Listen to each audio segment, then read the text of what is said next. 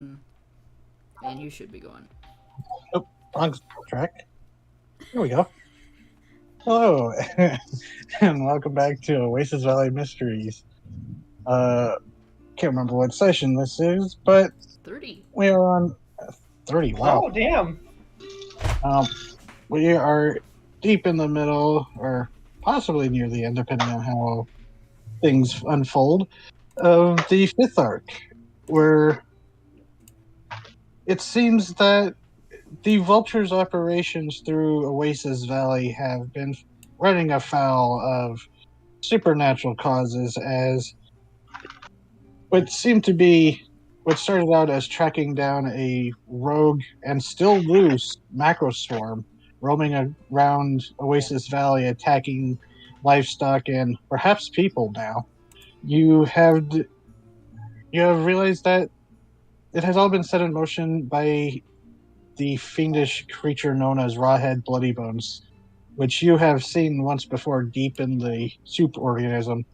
Well, not too deep, down in the soup organism when your group first started to work together. And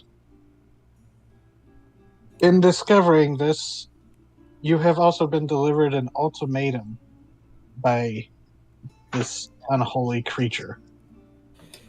For he has kidnapped two children that have connection to your group, and the children that you have rescued several times on your own, several of you, where he has proposed a exchange their lives for bringing him a person now revealed to be perhaps the head, or at least of this branch of the Vultures, someone named Percival, someone that has earned the ire of Rawhead Bloody Bones. And as such, you went to the Falcon Lake Witness. Well, some of you did. Some of you went to crime scenes, recalled numbers, while others still donned strangely appearing bat-like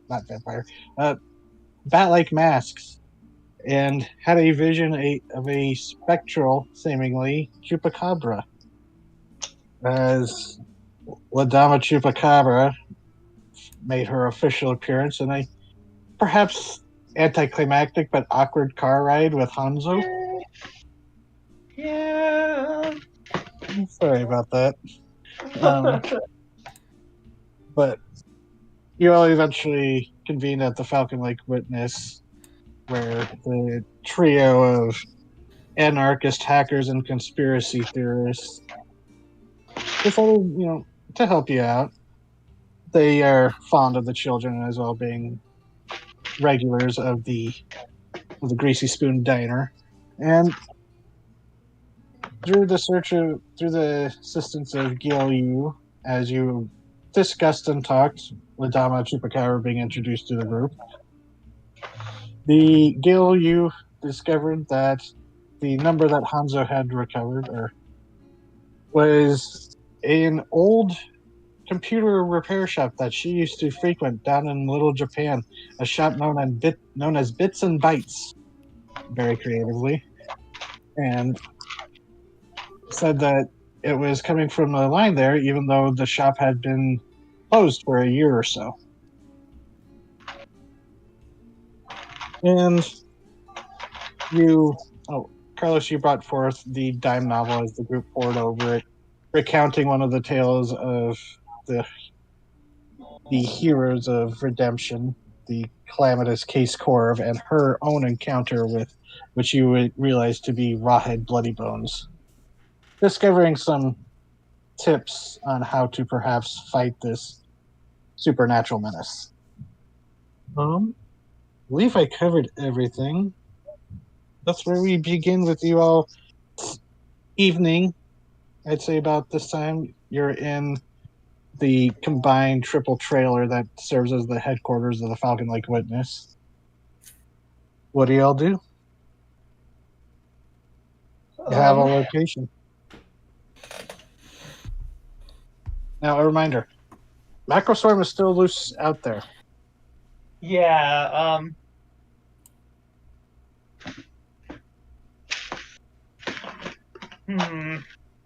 We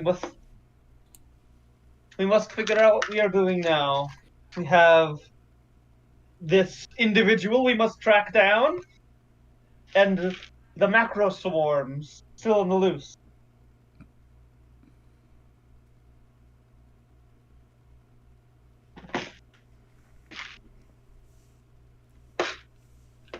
Did Don't everybody speak up at once. Rawhead seem impatient about this? Because,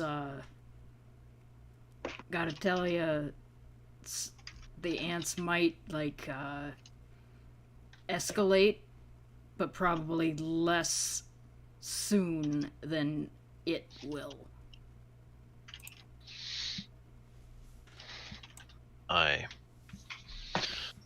The problem is that the macroswarm has to be dealt with, and if I don't do my job, that's going to be suspicious.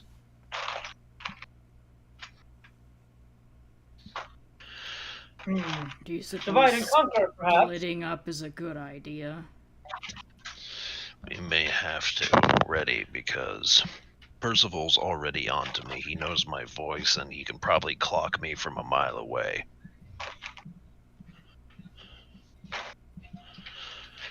As much as I hate to say it,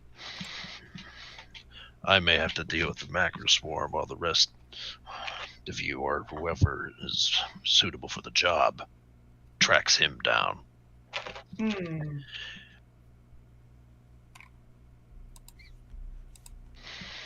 Think of it this way. If I find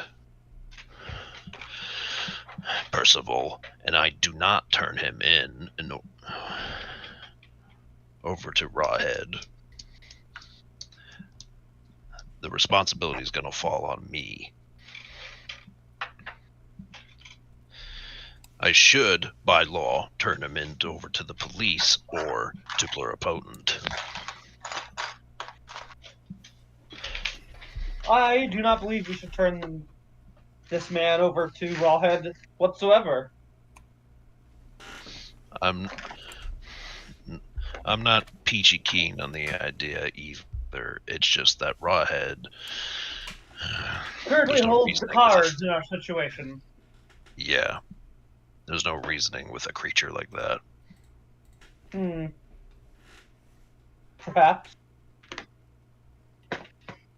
Perhaps.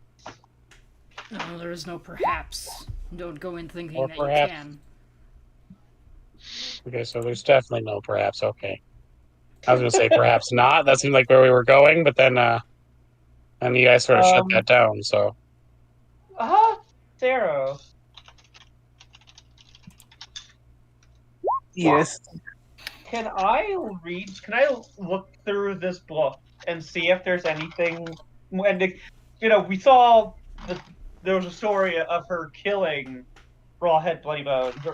But is there any story that was the next issue. Oh, damn it. Okay, well, is there anything in here about people, trying to appease him? No, it doesn't really mention that, just that he was capricious and willful, just Unpleasant. Cruel. Unpleasant, yeah. So, Carlos, you're slipping outside? Oh, yeah, 100%. While everyone's arguing, Carlos has where the guy is. There are people who he's in charge of that are in trouble. There isn't an if and or but. It's a win. The answer is now. Okay, so you're leaving? Yes. Okay. Without telling anybody. People would hear the jalopy fire up and pull away. Can I roll to notice him trying to slip out? I don't know. You're kind of intent with the conversation. Yeah, but I am statistically at least, the sharpest one here. Ouch. No, I try. Ow. Oh my god, do I try? I I did clarify Try all the statistically. time. I did clarify statistically. I have a +3 to sharp. Okay. No, it's not like you have a passive perception. This is a D&D, so sure. Yeah, that's true. That is true. If you do want to say he just flips out, that does also make sense. It is up to you. Yeah, I mean, everyone would hear the jalopy fire up because, correct me if I'm wrong, Gray, that's not a quiet vehicle, right? No, it's very clearly a nice big piece of hunk of garbage. You know, it being so noisy might be why it's attracting the Road King. It's like, oh, this guy's showing up again, huh? All right. You know how predators like to go after the weak and the young And the old. and the old? Like, ooh, easy meal. Nope. It's got Carlos in it. Yeah. Whenever it shows up, it's shooting magic and bullets at it. Pretty much. Winifred's gonna have the jalopy go, and she's gonna look at everybody. He's like, all right, well, I'm following that. She's gonna look. Indeed, I am as well. I get your point, Carlos, or not Carlos, Hanzo. Do you need anybody going with you? You should not go on your own. It is dangerous. It is dangerous I'm to go aware. alone. Take this.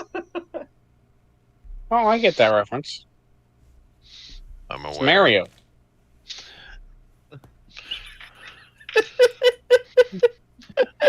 She runs out the door. God, his kids, both of them would just be like, oh, Dad.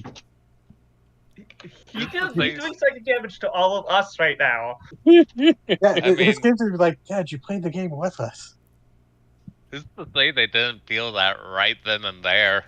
God, it's... Yeah, they're at like family dinner across the country, and they're just like, oh, we just felt a disturbance in the Fred force. I don't want to think about the Fred Force. So, we heard this. Can I jump onto the back of the jalopy? No, even though it's an old car, Carlos, you seem to be in a hurry and rushing out there. You want to have time. Darn. You might be able to hop onto like the back of Winifred's bike if she doesn't kick you off. Yeah, that's She's- coming up next. Winifred is looking at Hanzo, and she's like, do you want me to come with? Because I can track that guy. Go with them. Find Percival. Alright. And she's gonna hop on her bike, so if you hop on with Yeah. her, she won't stop you, but she'll also... She's going to citizen. May I join you on your mode of transportation? She's gonna look at you and go, I fucking know it's you. If you call me citizen again, I'm gonna dump you in the fucking garage. Shut the fuck up. She jumps on the back of the motorcycle. Well, remember, there's quite a size difference between Olivia and Winifred, right? Yeah. Is there? Mm. Is Olivia Winifred short? is Winifred like- short? Winifred is like 5'5". Oh, there's not a huge size difference. Oh, I Yeah, thought like- Olivia was bigger. Olivia's like 6 foot. Yeah. So like there is a size difference, but it's not like an overwhelming one.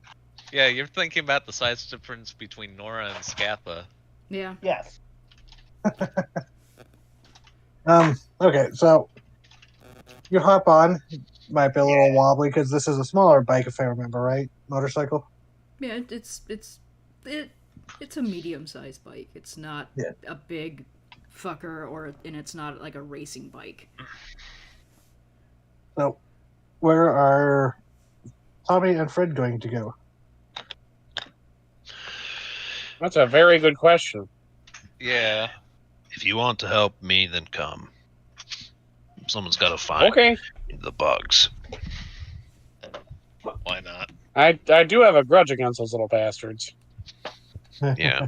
And we could probably use your senses, Tommy. Yeah. So, Tommy, you would hop in with Hanzo. Fred, you're on your bike following. hmm I still love the matching motorcycles. It's really cute. I thought that would be a good bonding experience. It is. I love it. This is not me being sarcastic at all. Biker Freds from Arizona. Also, Fred had that whole biker get up, and I thought he needed a bike, but also one that wouldn't kill him trying to handle it. It's just going to be really funny if you try to go back to, Phil's bar, the biker hangout. Got to do that later. Yeah. Um, Away we go. okay.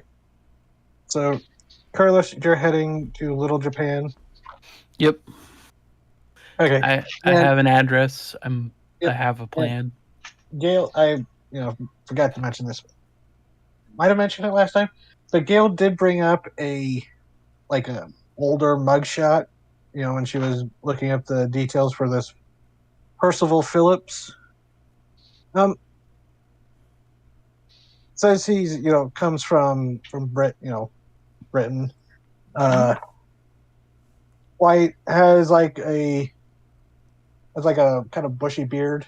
But so you have a picture of him, at least, or you've seen what he looks like, at least back.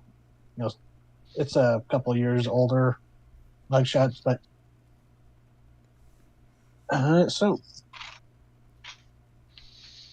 wouldn't take long for you to notice that with a friend with La Dama Chupacabra on the bike following you, because the bike would be able to catch up with the jalopy.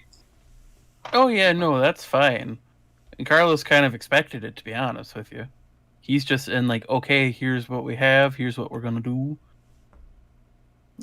He will probably stop 2 blocks away in a diagonal pattern from the computer shop, pulling into a parking lot of some business or other, or even just street parking in an alley.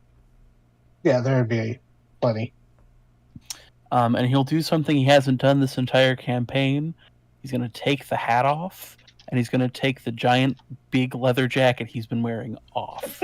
He'll still have everything else with him, but he understands he stands out like a rainbow, like nothing else like that. And if we're going to go in for arson charges, they don't want to have him pinned on Carlos. And then the luchadora pulls up next to you.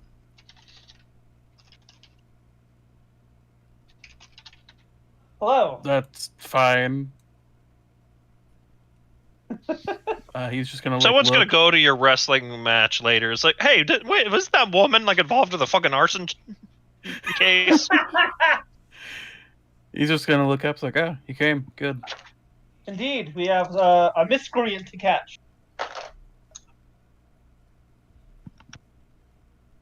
I think a miscreant is a very gross simplification of his crimes. It is a gross oversimplification, yes.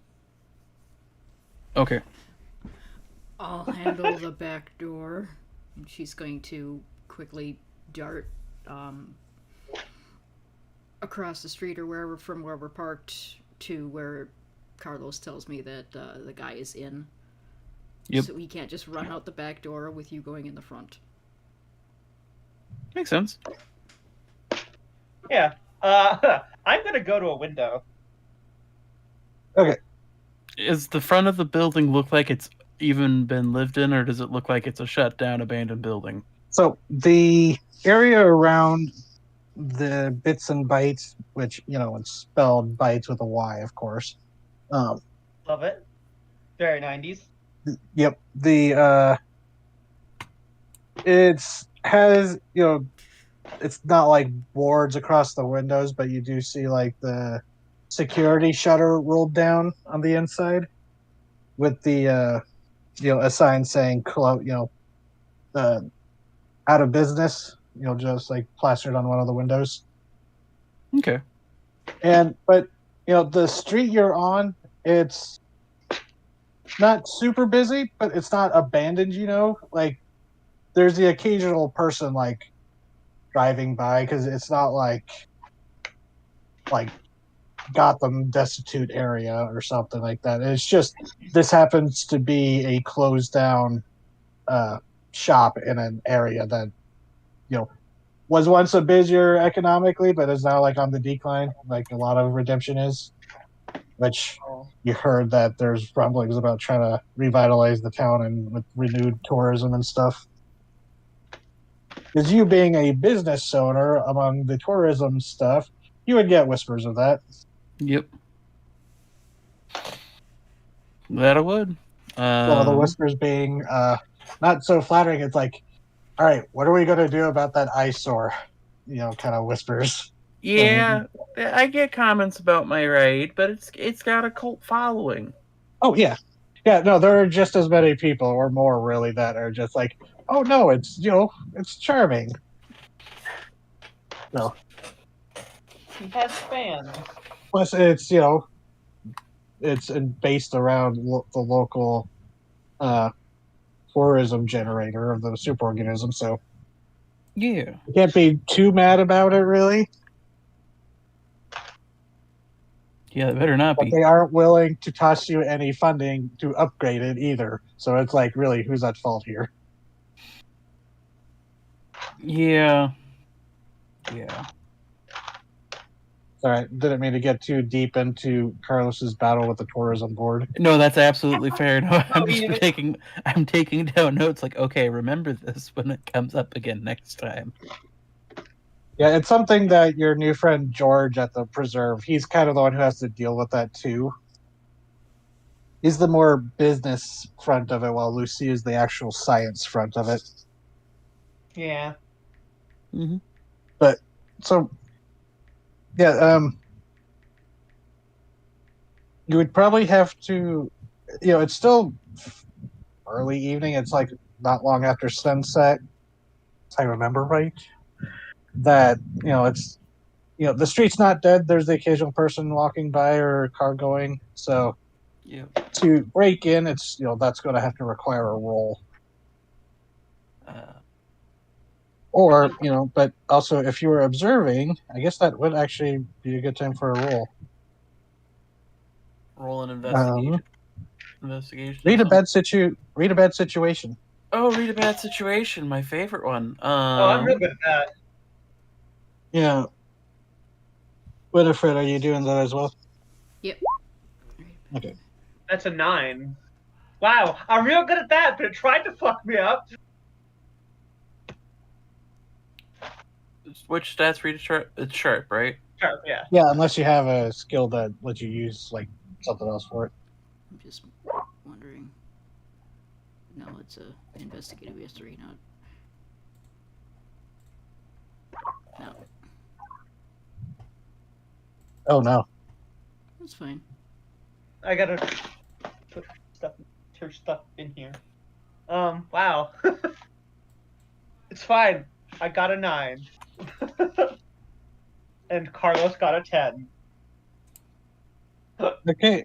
So that means you both get I think I got or you get a hold of 1 and Carlos gets a hold of 3.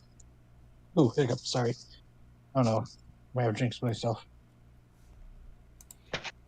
Okay. Yes, Carlos. But best way in, best way out, dangers we haven't noticed, biggest threat, most vulnerable, and best way to protect the victims. No real victims that you've noticed yet, so I'm gonna go with best way in as my first one. okay. Looking at it, and you kind of do that. I don't want to speak for Carlos, but this probably isn't his first time casing a place. Oh, totally not. So you do that like loose. You have let Dama Chupacabra and Winifred hang back for a bit as you do kind of like that loose circle around, kind of looking like you're just a pedestrian yourself, or maybe like lost looking for a place. But the front is definitely sealed off. There's no lights on in the front. But as you kind of loop around the building next to it, instead of going down the alley of the building itself, you go into the back street where it's like a narrow street where it's mostly seems to be used to pick up trash cans in the back. Yeah, but proper alley. Yeah, and you do see that the back little light above the back door, it is flickering faintly. like it is turned on, but the bulb is old or maybe loose. And looking at it, it looks to be in decent use because you can tell there's like that arc of dust that gets pushed away when a door opens out. Okay. So without you're like going up, I don't know if you want to like go up and look at it. You don't see any like. Are there any vehicles in the little back alley close to this building? Not close to it, but there are like down the street. There is like an old truck that looks like it's been there for a while. The dirt streaked on the windows from the recent rains, which there are rain clouds above, but it hasn't started raining yet. Okay. I think there's that smell of like petrichor in the air. So I think what's going to happen is Carlos is going to reach into his pants pocket because he doesn't have his coat on. He's going to pull out a beat-up copy of a map that has very clearly handwritten instructions on it. They have absolutely nothing to do with it, and is almost more of a map of meet me at this place for really good food that he's been like just keeping track of because we exist in a pre-GPS era and my ass gets lost normally. So I'm gonna have it like he's lost trying to find this one location as he kind of just walks through this back alley. Okay. I'm gonna ask if there's any dangers I haven't noticed yet. Okay. You kind of trail after him, like kind of. Yeah. For what probably worth, not listening to when he said to hang back, but I'm looking for like cameras or like. Yeah, that's what I was going to get to. Yeah. So as you're going, you kind of poke your head around the corner as Carlos starts walking down, and as he's like, doing the act of like looking down at the map and looking around, he doesn't notice it at first, but you spot it. Does seem to be like a little security camera up on the corner of the building pointing towards the door. Okay. Carlos is not in view of it yet because the angle is different. Hey. What? I told you to stay back. There's a camera up there. You almost missed it.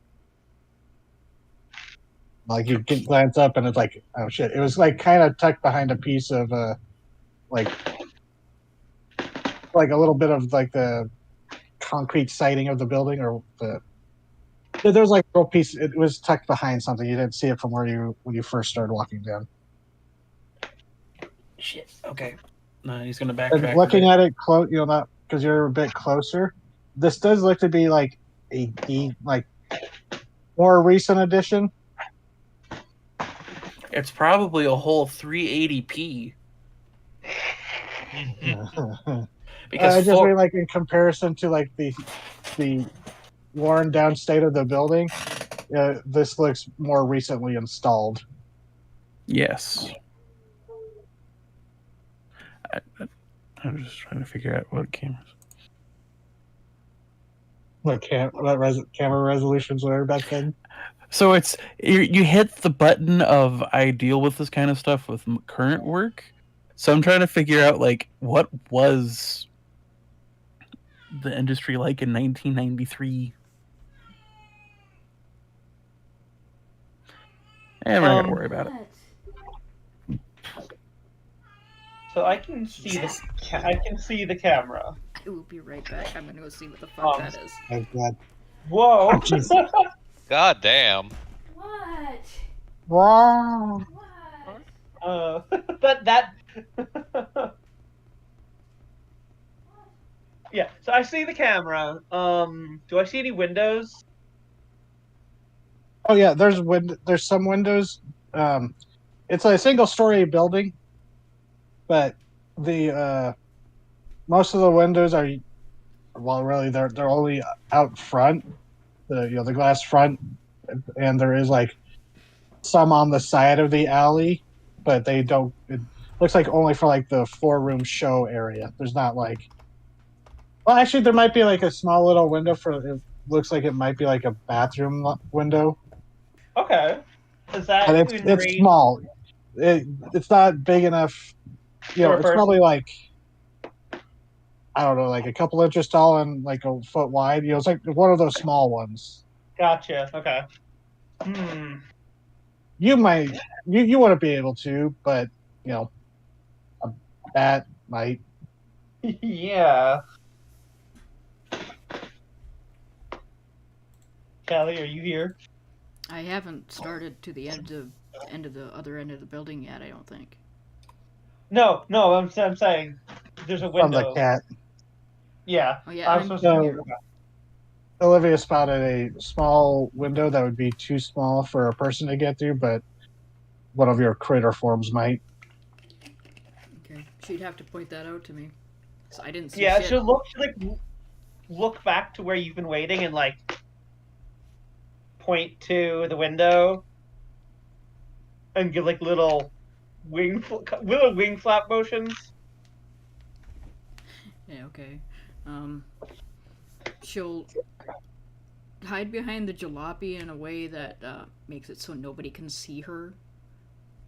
And then a little bat will come crawling out from underneath it and take off. Okay, so the window, it's partially cracked. You may have to like wedge it open a little bit more, but it wouldn't be too bad because you're like a vampire bat, right? Yep. I mean, you are a vampire, that's a bat, but yeah, they're not very big, so you'd be able to wiggle your way in, and it's a bathroom with the lights off.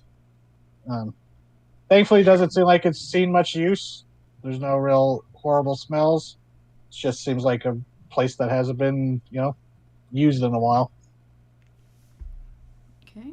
I'm going to stay a bat and land on the floor and make sure there's nobody in here, and then see if I can crawl under the door as a bat. No one in the bathroom. You'd be able to tell that. But unfortunately, the door, it's one of the ones that there isn't like a little crevice at the bottom. Okay. Then I will change back and I will open the door a crack. Okay. So you peek out, and this does seem to be like the employee bathroom for the place. As you look out into this little back hallway. To the right, you see the showroom floor where there's like empty shelves with the occasional like old dusty monitor, outdated, that's been left behind. But and then to the left, you see like going deeper into it, like to where the back would be and towards where the door was. Which, Carlos, were you approaching the door? Oh, well, I mean, now, what are you doing now that you've noticed the camera is pointed at the door? Now that we've gone back, Carlos is hanging back, waiting pretty much for the all clear on the inside. Because we know that Callie's going through as a bat. Okay. Now, Winifred, Okay, going off your previous roll, it seems the place is fairly empty, or you don't hear anything or see anywhere. Oh, does it not have a thing for marking which? It may, but I just haven't found it yet.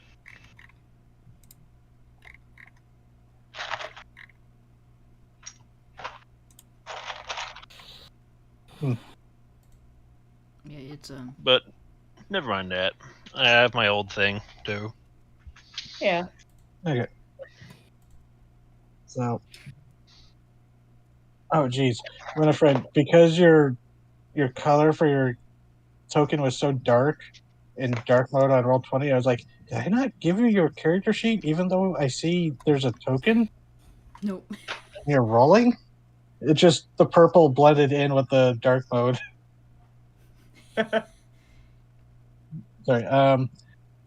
So going off of your previous roll, yeah, it seems the place is empty. At least on this floor. You're not sure if there might be like a basement somewhere or what, but the building seems to be empty. Right. This seems like something important. I don't want to lose this guy being in the building and him running out and has having to find him again. So I'm going to spend luck on this. Okay, so it's success. Yeah. Okay. And I want you to remember that because I'm a monstrous. When I spend luck, my monster side gains power. Oh yeah. Ooh. Yeah, there are some interesting things that happen when some classes spend luck that I've started noticing. Yeah, my curse may become stronger, played or it out. another breed disadvantage may manifest. I think it's up to you. Okay, Eat I'll him. think about that. Oh no. And yeah, you slip and slide. You slip inside. Talk about '90s stuff. Yeah. Yeah, you've had the slip and slide experience. It was like, oh, there's a rock we missed. Found it with my hip. Anyways,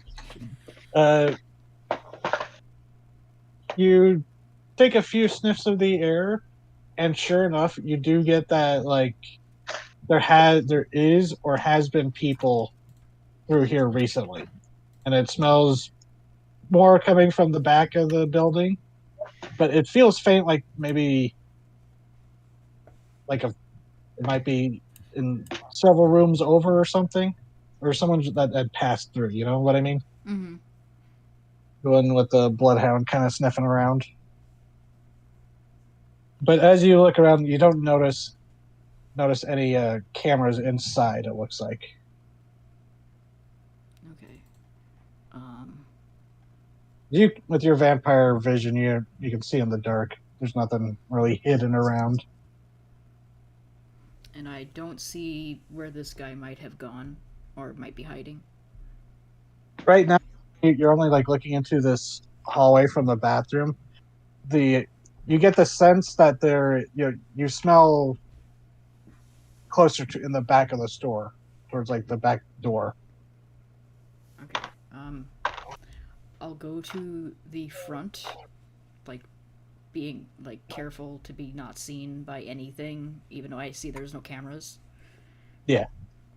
And I'll crack the door open and wave my hand outside, and then go back. Okay, inside. the front door is locked. Do you have anything like? Well, if Yeah, it's with locked, it's thieves' gonna be locked tools. from the inside, right? Yeah, but it's still by a key. Can I just literally crack the door? Yeah. Do you want to use?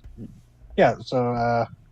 Just like yank the handle so hard that it snaps while trying to also be quiet. I think there would be an act under pressure to break the lock. Okay. Can I still use Unless weird for it? Yeah, because you are trying to use your supernatural strength. I'd say probably yeah. And this is a vampire thing, kind of not to be stereotypical, breaking into places that don't require invitations. Okay. I'll use weird. Do I have any forwards for that? I don't think so, right? Unless Carlos wanted to give you one of the ones because he only used one of his 3 questions. Yeah, you can use one of my forwards. I don't mind. Okay. I'll use one of the forwards. Wow, alright. Wow. How did that even happen? Oh, you crit failed. You got snake eyes. There's not really a crit failure in Yeah, it's just failure or not. Extra mark experience. Yes, that tells me. Failure. You get experience. Failures mean enough in Monster of the Week. You don't really need to make it critical. So That's it's fair. either I fail to be quiet or I fail to break the door, whichever one makes more sense to you.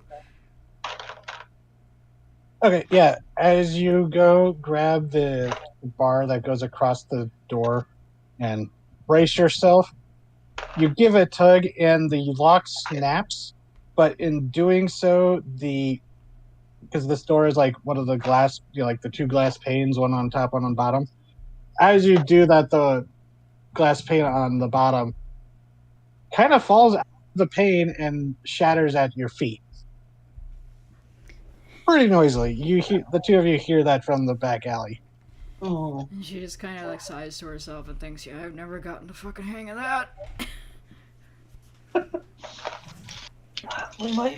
Things might be happening quickly. Let's go. So I'll quickly go back to the back where I know that the guy is. Okay. And the two of you are rushing to the front. Yep. Or what are the two of you doing? Well, probably not rushing, but I'm. Okay, you're going to the front. yep. I'm going to the back. Where the camera is? Uh, I mean, to be fair, Well- who's going to believe the criminals when a masked luchador came and broke Yeah. into their building?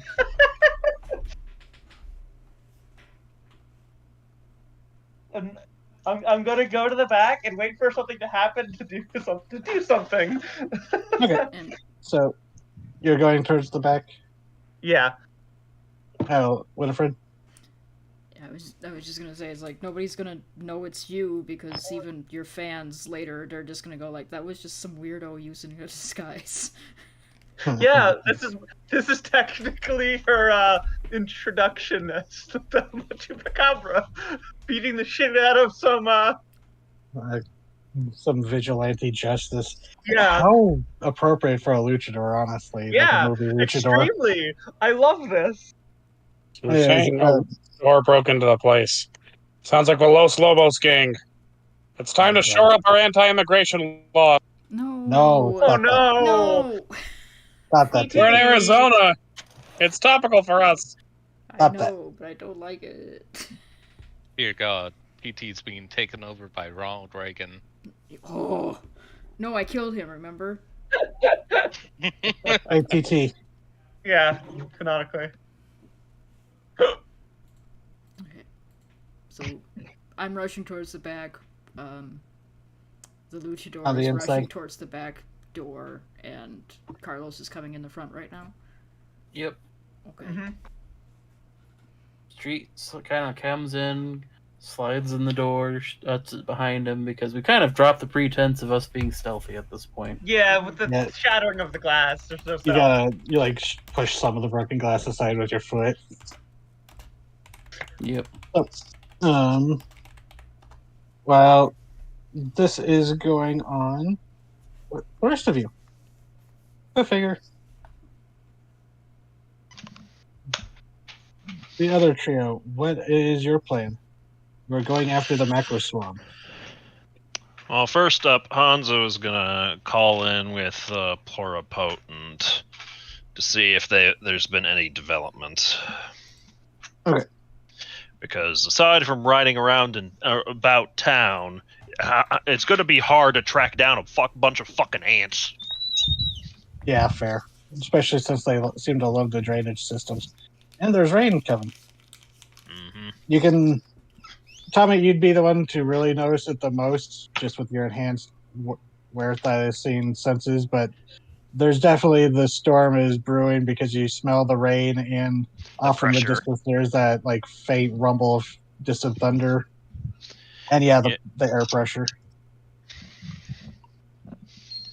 But Which is a superpower all old people get. Oh, yeah. Mm-hmm. My bones are aching, Annie. Storm's coming. And it's the same thing as those like hermetically sealed thermometers with the different globules of oil. It's the same thing. Good times. But the oh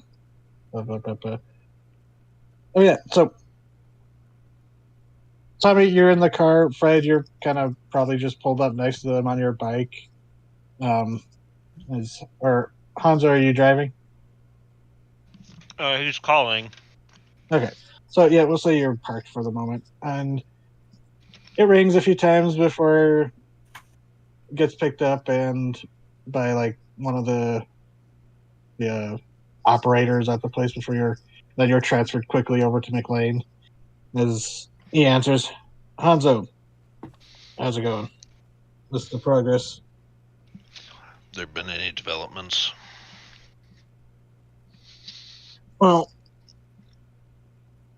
believe we've had another macro swarm attack. No people discovered yet, at least, but several livestock have been reported stripped down to the bone. Another cow and ostrich, some goats. But some good news is, if you want to swing in, might be able to get, or we're going to assign you one of the toys the tech nerds whipped up. Is it the paralyzing gas? No, they're still working to synthesize more of the dispersal gas, really. But apparently they've had an idea for something like for dealing with, at least not them specifically, but other problems down there. But I'll be blunt, it's a glue gun. Useful. Yes, apparently that's come how and pick some of that the up. things hunt the macro swarm down there, is they get them, their natural predators are some of the blobs down there that just get them stuck in and absorb them. All right, I'll swing on by. Problem is, how are we going to track them down? That is the problem, isn't it? Yeah, rain's coming soon too, and they've been using the storm drains. That seems to be what the patterns, right? They've all been by access to either the storm drains or the canals.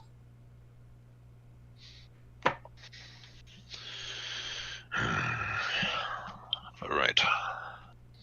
I'll be there soon, boss. All right. And so, yeah, you can go swing by pluripotent. Mm-hmm. Pluripotent? What's that? No, I'm just not to worry. Oh, so She called it impotent. oh, geez. Pluripotent. No, no, it was not pluripotent. It was just saying pluripotent weird. So Tommy and Fred, you go along with Hanzo. Probably the first time. Well, no, wait, Fred, you worked there. Tommy, this is your first time going there. How are you feeling about that? He is going to try to just stay out in the car and remain out of sight as best Good he idea. can. Remain inconspicuous to the point where he reaches into his pocket and pulls out a hat, like a scrunched up baseball cap, and just sort of puts it on and puts shadow over his eyes. Okay. So you and Fred are hanging out in the parking lot, waiting for Hanzo to get back. Mm-hmm. And it's like one of the employee parking, so I was thinking we could lure him out with some steaks, but the problem is I can't afford any more of those for at least a month. Yeah. Oh, When a friend will buy you steaks. he doesn't know that yet. Yeah, it's the principle. What does she need money for? BRB real quick. Blood. Hanzo, go ahead and roll a deal with the agency, just for fun. Radio. Yeah. Ever been to a Turkish bath, Tommy? If you fail, this is going to be... I don't know what I'm going to do, because this is supposed to be like a good thing that you're rolling for.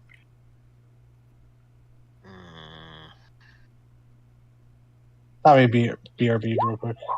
Back. Sorry, cat knocked over something. What? At? Jinxed it. Roll 20. Okay. What the fuck? Roll again, because this is odd. No, Do it's you have your it's stats put in right? Yeah, it is. It's rolling 2d6. he just also rolled double ones. It happens. Just roll again, because I want to see if it'll happen again. Because if it happens again, I might be thinking we go back to the dice bot. No, heaven Okay, or well, hell. that's just insulting. Whoa! Heaven or hell? God damn. That's just insulting. That is cruel. You know what? They negate each other. You don't get experience. It's just It's just a regular success. It's just yeah. yeah, because oh god. That's so fucking funny. If it had been a double six, it'd be even funnier. Yeah, that's when it would have been truly insulting. But so you go down to where the gear is handed out, and they seem to be waiting for you as they hand you over one of the discreet. It looks like a briefcase from the outside, or like a equipment briefcase, because they're not going to give you experimental weaponry just out in the open. But Yeah. inside it, it very much looks like a strange, almost cobbled together, because this seems to be like one of the more prototype ones, where it is almost looks like a strange mix between a super soaker and a cock gun.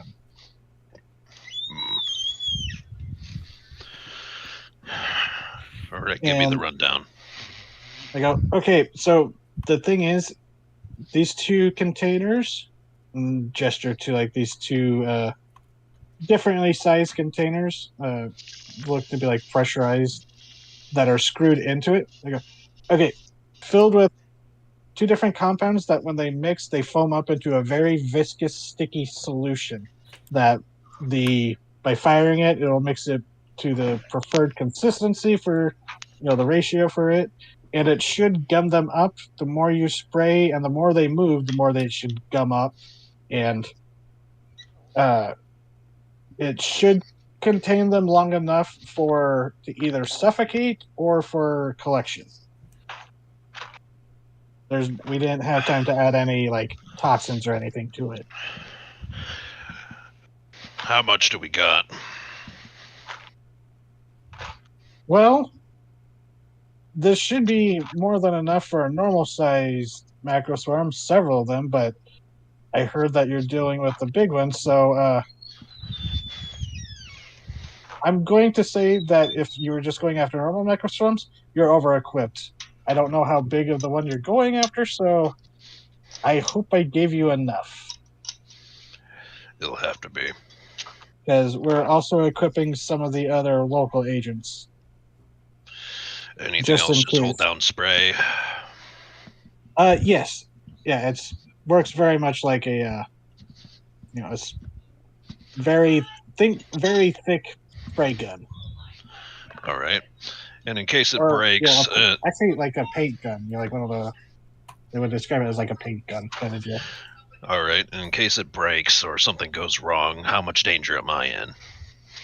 If it breaks, throw it away and try not to get caught into it, because the more you struggle, the more you'll get caught in it yourself. It's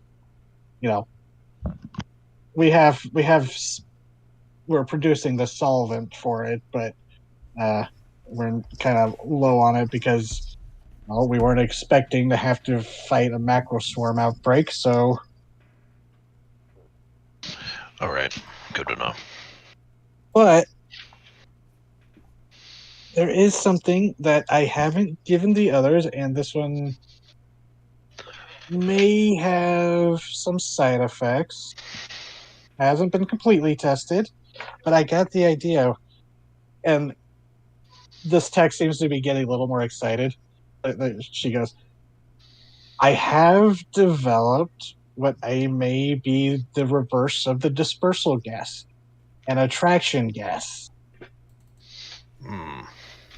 If it's within range, maybe it'll draw it close. But the problem is it mimics the scent of another macro swarm. So it will be coming in aggressively. All right.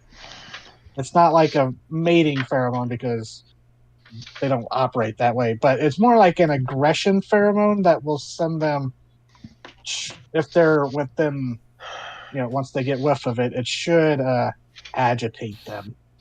All right, double-edged sword, got it. And they hand you over a another like gas grenade looking canister.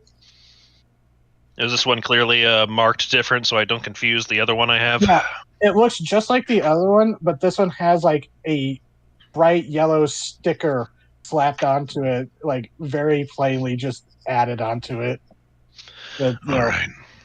with it does say anger gas.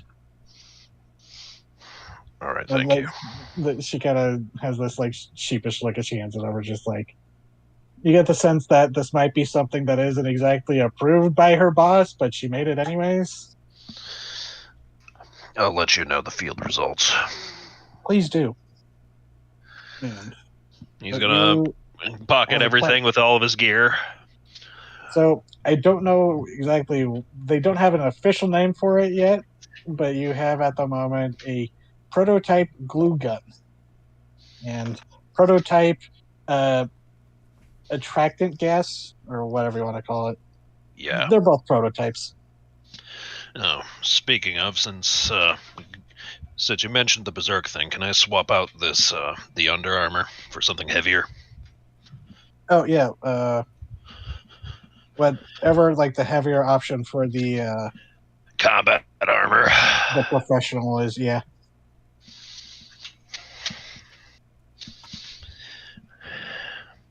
Yeah, it'll be heavy, but going up against a agitated swarm. Yeah, that might be worth the the hassle. All right, he'll get himself some combat armor. I gotta figure out how armor stats work. I always figured it was just a damage reduction thing. It is. I mean, I'm pretty sure, but I just like. You never knew because you never wore armor. You were just supernaturally tough. Yeah.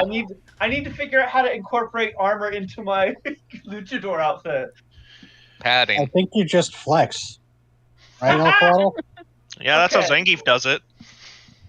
Okay, but statistically, because I'm going to get hit a lot, I need to figure that out. Yeah, I don't think it necessarily has to like reflect on like the luchador outfit. It's just so long as you depend if you're body armor. It'll depend on if you're just flavorfully a luchador or if you took the class the luchador. I took class luchador. Okay, yeah. So we'll have to look at that afterwards. Yeah. All right.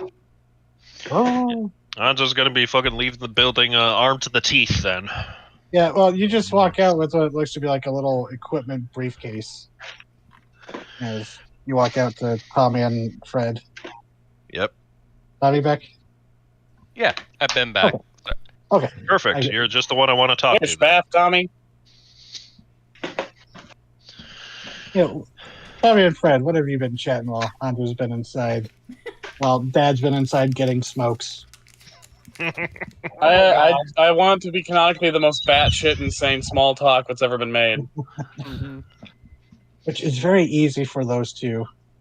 Yeah, you leave them alone in a room for 5 minutes, they will discuss topics never before conceived of by God. Yeah, you know that scene in Community where he walks back in with the pizza and everything's gone to hell? It's the conversation equivalent of that. Yeah, just to wrap up the tail end of that conversation as I'm walking across the parking lot. So So you're sure that's the right amount of sandwiches it takes to stop the bleeding?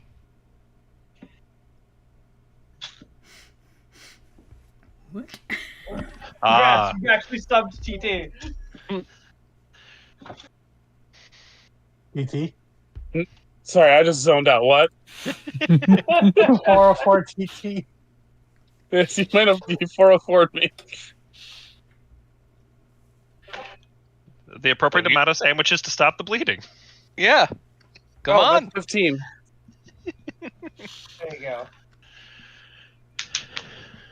That feels a little excessive, to be honest. It's the only way to be sure. Depends on the absorbency of what bread you're using. Moist and delicious. This is what you get for using cheap-ass white bread. He is the white bread. It looks like a sponge, but it doesn't work like a sponge. Mm-hmm. It's I've bullshit eaten is bread what like it that. is. But yeah, Hans has cut him out. He's got his briefcase.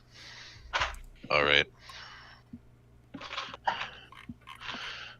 Got myself a glue gun. Should clump them together, and I have something that can lure them out. Is it Is it something we can steaks? just... It's not steaks. Wrong campaign, Not- TT. I'm just saying, I lured him last time. Wait, What? Oh yeah. Steaks! There were Steaks lured the last time. Yeah. Oh, So- snake. I heard snakes. Yeah, I heard snakes. I heard snakes too. well, at the very least, if it goes poorly, everything will be okay, because there are no stakes here. Apparently, All right. apparently snake steaks are very popular down in Florida with all the invasive pythons and stuff. Question, I'm TT. right here. Yes. Does Fred have any armor? No. Hanzo's gonna give you his flak vest. It's 1 armor. And it is something you can wear Hey!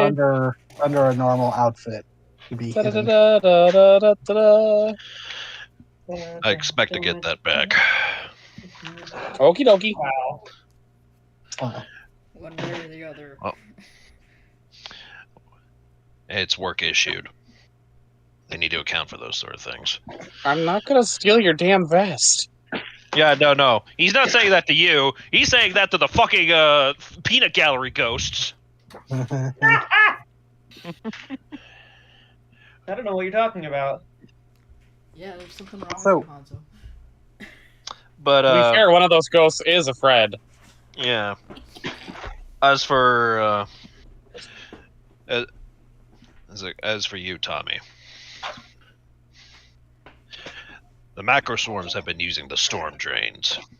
How familiar are you with them? Fairly familiar. Yeah, you'd have a fairly good grasp on it now, especially since you spent the last couple of weeks kind of searching them for Carnivore. Mm-hmm. Yeah, All he's been right. here, how many, like, a couple months? It's been about a month now. Okay. Perfect then. He's gonna withdraw and hold up the new gas canister. This ought to release a pheromone that will attract them. They'll come out in force, but I'm gonna need you to lead me to the best spot to disperse this. Where would that sort of spot be, Now, Nice God? the thing is, going into the drainage areas right now with rain coming, you would know that would probably be a very deadly mistake. Yeah. But to go into it itself, which would probably be the best case, the best way to attract them. But you do know an entrance similar to the one where you have your hideout. You do know a spot that is close to kind of like one of the big Nexus drainage areas where that would probably be a good spot to unleash it at the entrance to lure it out, perhaps. But Okay.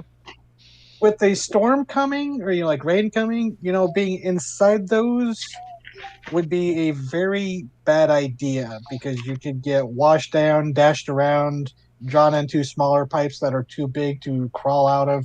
It's dangerous. And probably Thundar's going to have a fun time when the swamp partially floods. Like, he's probably going to enjoy it. Yeah, everyone's running around with chickens like their heads cut off, worrying about Rawhead, dealing with the Magrosaur. Meanwhile, Thundar's down there in the fucking swamp, just floating on his back. Have fun. Pretty great. There's an old radio. Don't worry about a thing. 'Cause every little thing. Probably one that Tommy got from Yep. Oh, no doubt.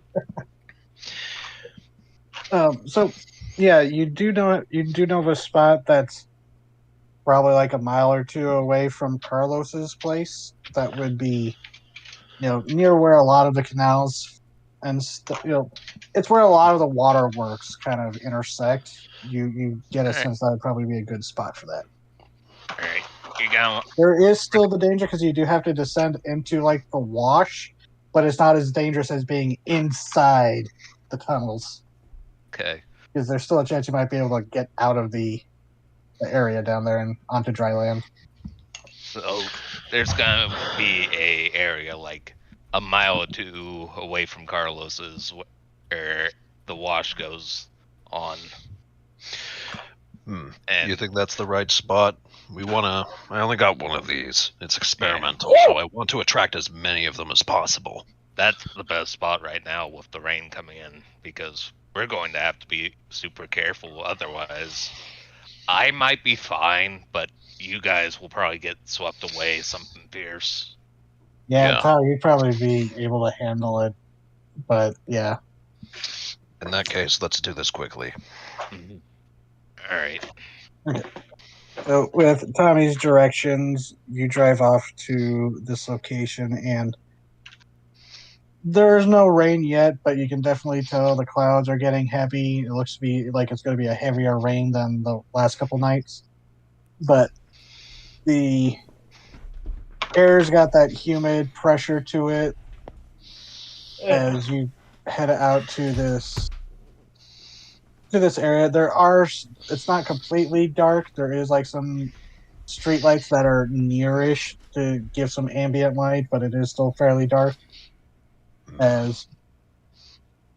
You see, it looks to be like where one of the kind of the overflow washes for when the river potentially floods, where it would overflow and then flow down into the cistern area. You see a large, about the same size as what like your entrance is, Tommy, or actually be a bit bigger than that because this is one of the main like drainage entrances. It's close enough that you can hear cars on the road a ways off, but this is definitely low and deep enough that it is not viewable from the street. But yeah, you see this square concrete mouth cave or cave mouth cave, leading into darkness as you hear thunder in the distance. First thing he's gonna do is pop the aggression pheromones, roll that towards the entrance, and get ready. Tommy and Fred, what are the two of you doing? Honestly, Tommy's just going to stand here because it's like, what the hell do you do to fight a million ants? You get bit. Get a gun with 1,000,000 bullets.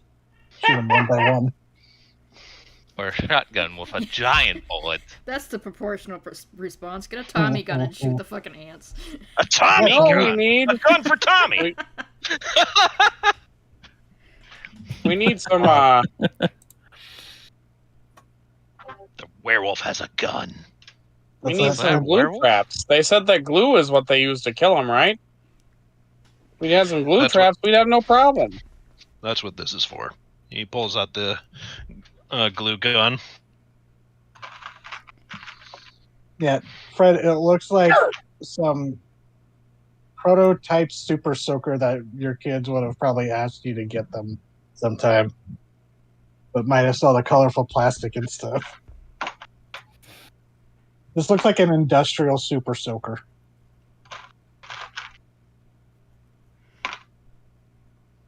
That's how we'll kill them. That's how we'll defeat the ants. With that, we just need like 5 more of those. We only got the one. Well, shit. We'll have to make it count. Yep. It's prom all over again. All right. Let's have you trio roll a read a bad situation. in preparation for this.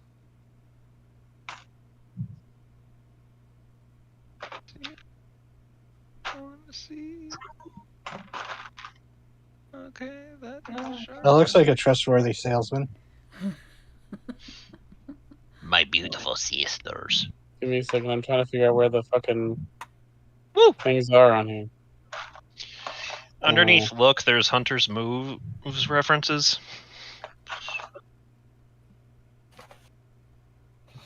Underneath luck?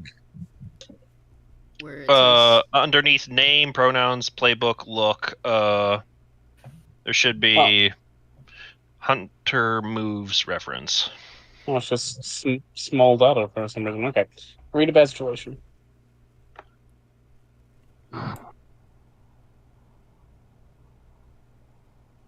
All right. Mixed success. Mixed success. But you thought funny if it's another one. Did mine go? Yeah, that's for inside the cistern. it has not gone yet, no. That's weird. Okay. There it is. There it is. Another mix of sex. 899. So you each Good have man. a roll of 1. Is that Peter? You're Yes. you're fucking icon. God damn it. As it should be. God. You did say that was one of your... One of the most explicit inspirations for Fred is Pete from Deadpool 2. Oh my god. Sugar I like Bear. those movies. I don't care who Uh-huh. knows. My brothers are off to see the new Deadpool Wolverine right now, actually. We have to protect Sugar Bear. So, you each get a hold of 1. Best way in, Okay. best way out. Dangers we haven't noticed. Biggest threat, most vulnerable. Best way to protect the victims.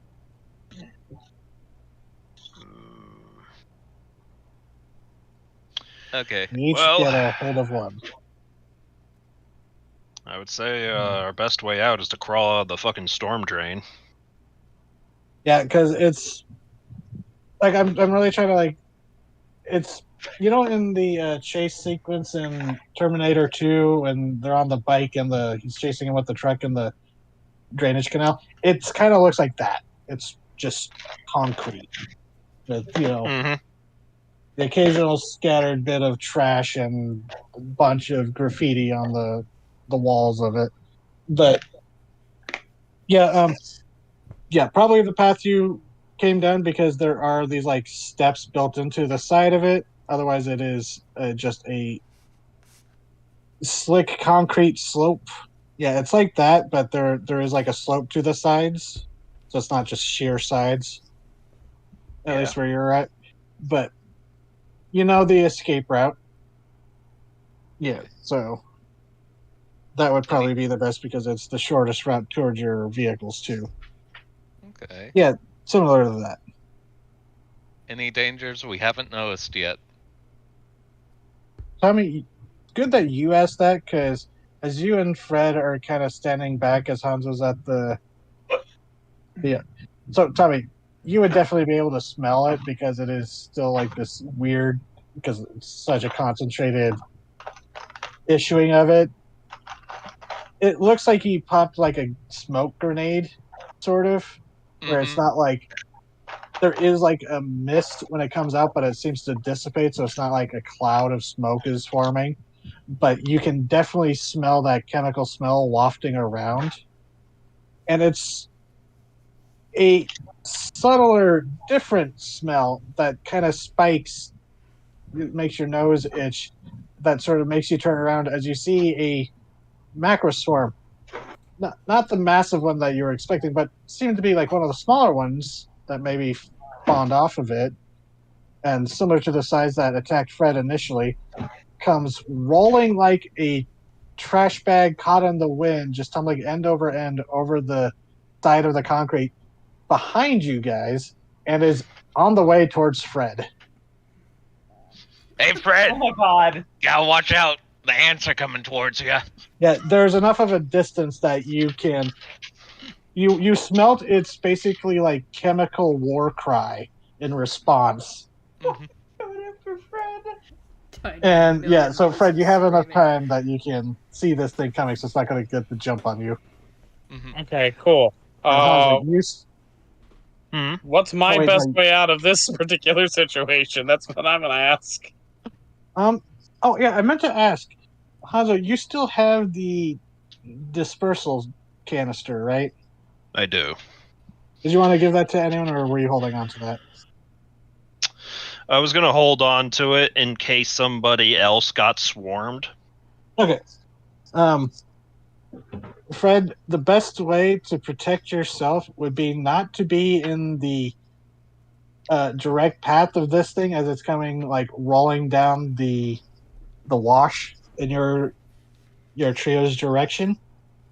I'm gonna Probably act under getting pressure to get the Yeah. fuck out of here. Yeah, because this thing is picking up surprising speed. I fucking failed! Oh my Oh. god! Oh dear. What are the rules tonight? Roll 28 sus. These ants want me dead. Dead Fred. So you kind of scramble, and because there is like some water already down there because of the previous couple days of rain. It is slick. There's mud, and you slip and kind of go sprawling onto your front as this thing comes rolling towards you, and then not quite like the critter ball that ate Billy Zane and Critters, but it rolls over your legs, and you do feel that like searing stinging as it rushes over you, biting, lashing out wildly, and you do take. I'm sorry, that was a failure. So you do take two harm. Reduced to Does one my armor because of help the at all? armor. Oh, yeah. Yay. Yeah, because they seem to not. It is a sturdy thing, so that they're not able to like tear at your torso. It's more that your arms and legs get nipped a bit. But it seems to be going for that canister. And Hanzo, it's coming right towards you. All right, kick some ass. Kill these motherfuckers! Tommy, I think you're like helping Fred scrape off the few that like latched onto him. Yeah, hitting him with like a random rolled up shirt or something. Kick some ass. Let's see. You have to slap him and scream ants every time you do it. Ants! Ants! 7. Okay, you inflict harm. Doesn't do harm, but you do. Okay, a mixed success. Inflict harm and suffer harm from. Yep, you flick the not the device on. Switch it over into the or you basically flick the safety off, and as you aim, there is this kickback where you weren't expecting the pressure this thing sprays out, as it's almost like this is going to sound gross, a thick slimy mist sprays out, almost like well, I guess kind of like a paint consistency. It is glue. That sprays out, and you hit the main chunk of this macroswarm, but there is still a smaller blob that seems to detach as this glob seems to, as it hits it, turn from this grayish color into like a rich green as the ants are trying to, the macroswarms churning and just getting caught, pulled into it. But the smaller glob goes racing towards you and goes after your foot, but you have the armor. It is not able to climb up enough, so it would do 1 harm, but you have an armor of 2 now, so that is ineffectual. But it is trying to climb up your leg, and you probably don't want to spray yourself with glue. Yeah, no. Tommy, what do you want to do? Because it's not really turns, but Is there anything I could do to help? it is a smaller glob. This one is more like softball sized. Mm-hmm. It really does look like there's just a blob just crawling up Hanzo's leg. You might be able to scrape it off or try to squish it under something. Fuck it. We play ball. Let me open my. Fuck it, we You ball. want to kick some ass? Or Yeah. maybe part anteater and eat it? I'm going What? to ignore you saying that. That's what you really needed. The were anteater. Do they have Okay. one of those at the? And, they have anteaters, but nothing that would be able to deal with these ants. No, that's. I was wondering. Is there a were anteater at the? Well, I mean, so with the rules that I've given, werebeasts come from carnivores or predators or scavengers. And technically, anteaters are some of the most prolific predators if you count number of things they eat at a single time. So, Anteaters and similar creatures like that are basically like the kaiju of the ant world. They break into your cities and they eat hundreds of people. yeah, pangolins are basically like angurs to ants. The armored things that just dig through their cities. Yeah, you're chilling in your city and suddenly a giant scaly dragon rips apart the city walls and starts eating everybody. So, Got an 8.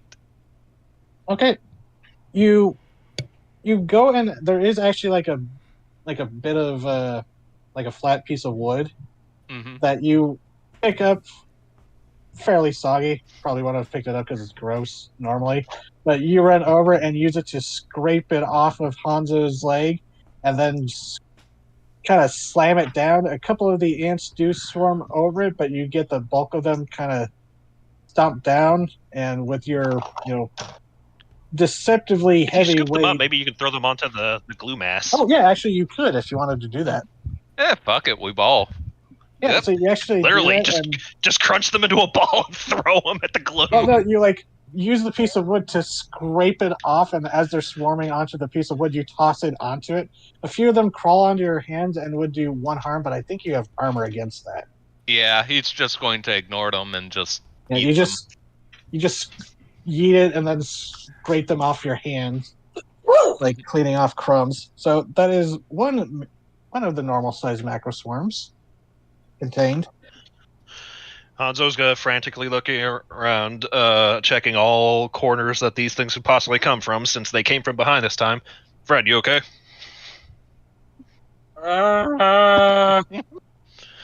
He's gonna go over, get him back up on his feet.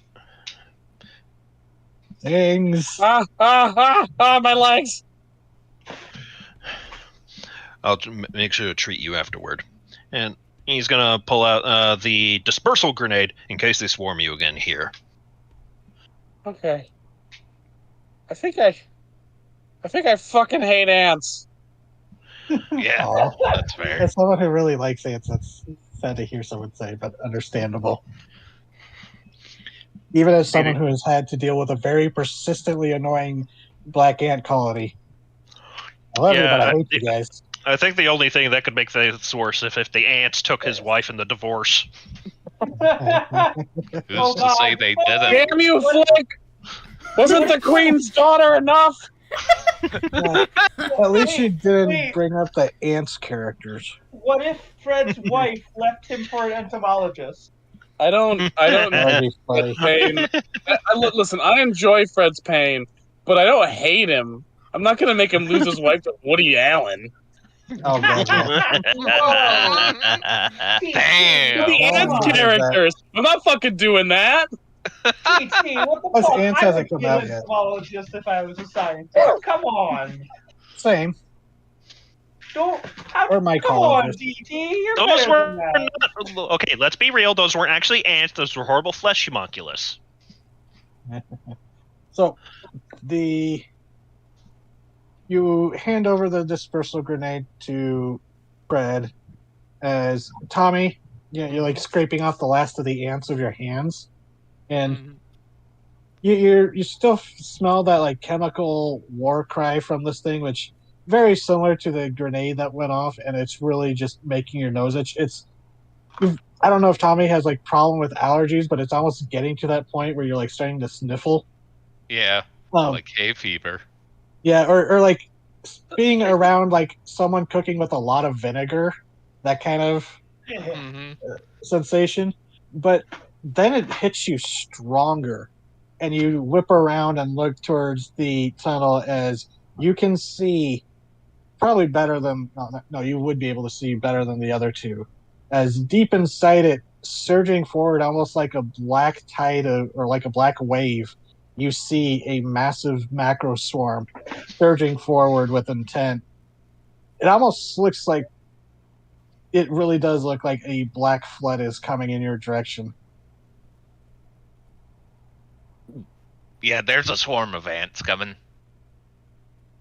The main swarm has, All right, stand back. and we're going to switch. Excellent.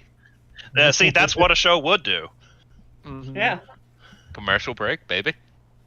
And so, let's see.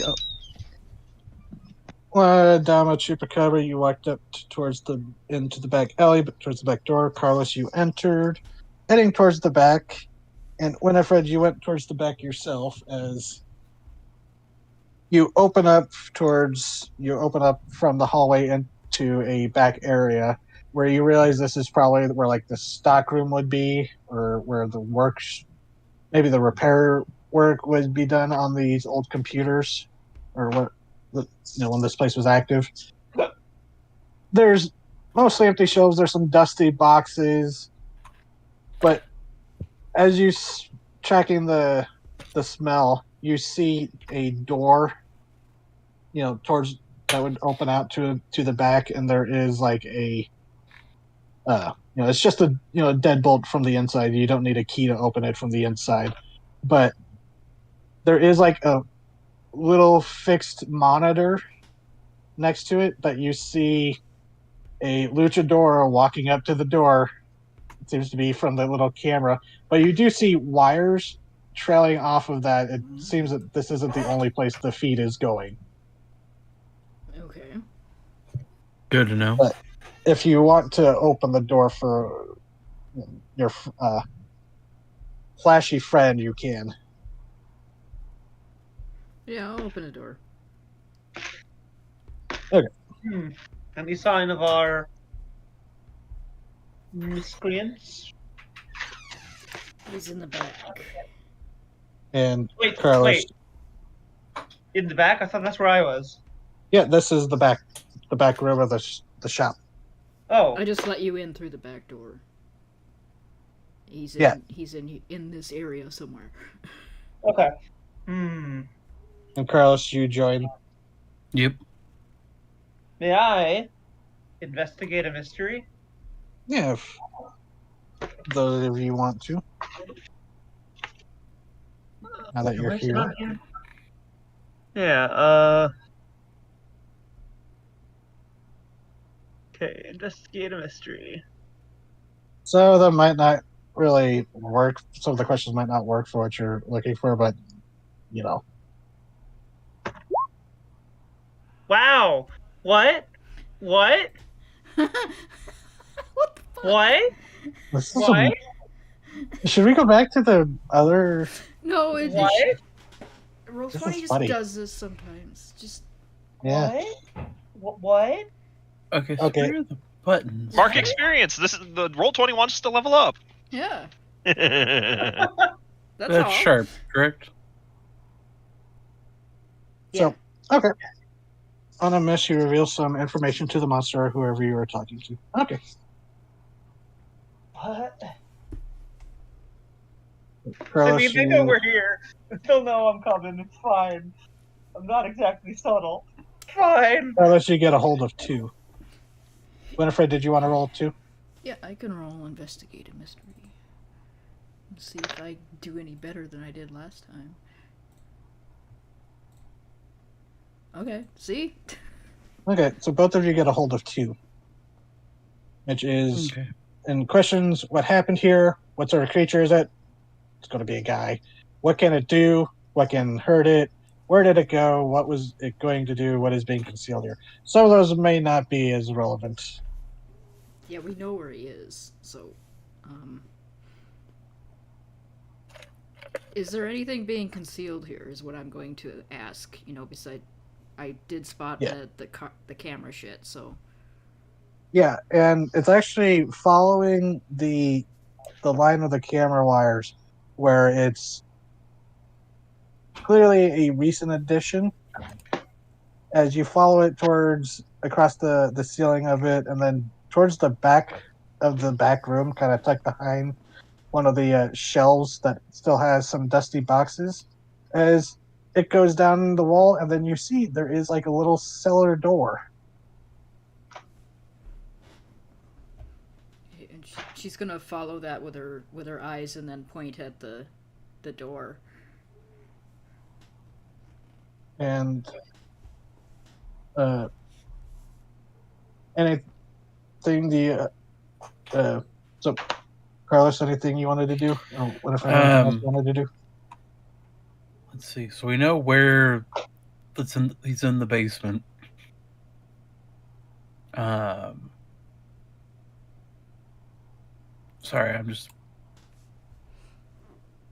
I zoned out for just a little bit of a second there. So we've done what is being concealed here, and we know where he went, so I don't need to ask where he went. Can I ask what was happening here? Okay. Looking around, this place is fairly dusty, so it's actually pretty easy to see the trail of footprints through it on the floor. And excuse me. Sorry. You do notice that it looks that following the trails, it looks that mainly it's going from the door to the back to where the cellar door is, or at least towards in that direction. It's a little. Oh, sorry, jeez, heartburn's getting to me. But it does seem that they stop occasionally at some of the shelves. It looks that maybe like things were placed on the shelves and then taken away. So maybe this is used to like store things before moving it. You've seen kind of like evidence of like drop houses or stuff like that before. This kind of has that same feel. But this really does feel like now you're looking at old business, out of place, surveillance equipment, power that still seems to be working even though it shouldn't be. Yeah, this kind of screams a hideout. Fair enough. So this is where they've been doing some of their operations out of. Nothing too big because the tracks in the dirt and the dust would have shown bigger cages, but yeah, and you don't think they would be bringing cages into the city this far because Little Japan's probably one of the more population dense areas of the town. Yep. So this is a hideout, probably where they do their dealings, not where they keep the product. Yeah, that's unless it's something small enough that they can store on the shelves at the very least. Yeah. Like maybe a smaller macro swarm than the big crate you found at the crime scene. Wandering Hearts, that kind of a thing. Macro. Yeah. Yeah, what would this giant one be called? The Mega Swarm? What's Mega bigger than Swarm. a macro something? Ultra Swarm. Mega Swarm. I'm saving the term Omni Swarm for like some sci-fi thing. Good. Yeah, the Omni Swarm would just be we go down there and there's a literal ocean of ants. Wait, no, the Omni Swarm is a corporation owned by 3Creen in like the Crystal Punk setting. Anyways. You guys said that was easy. Yeah. So you see where you need to go down, and you each have another question if you wanted, or save on to those. But Ladama Chupacabra, as you start walking, do you start heading towards the cellar door now that it's been pointed out? Yeah. Okay. As you go, you kind of stumble a bit as you look down and see what caught on your foot. There's like a fishing line across between, like one of the gaps. And Oh. Winifred, you're probably be the one who hears this most clearly. There's a jingling of a bell underground under the feet. As you realize that, Olivia, you trace this, it looks like it goes towards the like the crack in one of the cellar doors. A very simple little alert system. Well, if he didn't know you were here before, he does now, so going to wrench that Yep. door open. Who's going first? Winifred? Oh, yeah, Winifred wrenched the door open, so... Yeah, I'll just wrench the door open and drop directly in. Fuck it. I have regeneration. Yeah, I need you to act under pressure as you hear a click of a hammer of a gun before the bang. Where are you at under pressure? Well, Someone's taking a shot at you. they're going to shoot her, right? Yeah. I'd like to activate a luchador ability. What is that? Daredevil move. I can attempt a tricky, high-risk maneuver to gain an advantage on an opponent. Roll, so-and-so, roll. I interrupt a move someone or something else is making, so they can't do it yet. Take one forward, give Hunter a +1 forward, and, so-and-so. So I'm going to attempt... So it's dropping down into the basement, right? Yeah, there's like a ladder. Okay. Oh, no, there would Olivia be stairs. It wouldn't be a ladder. Okay, and Winifred jumped down. Yep. And I heard the click of a gun. So I am going to jump the same way Winifred did, but grab the the lip of the hatch and swing myself in the direction of where the gun came from and try and kick them before they can shoot. Okay. You wouldn't be close enough to shoot them, but you might be able to interfere with the shot. No, not shoot them. I want to kick them. That's what I mean. Okay. I fucked up by saying shoot them. You wouldn't be able to kick them, but you would be able to interfere with the shot. Okay. Oh yeah. Because they are not close enough for a kicking range yet. Let's see. 7. Did that roll right? Just make sure. Yeah, +2. Cool. So where is? So on a 7 to 9, I get to pick one. So Can you post them in the chat, like the yeah, Discord, just so I can read them? Yeah.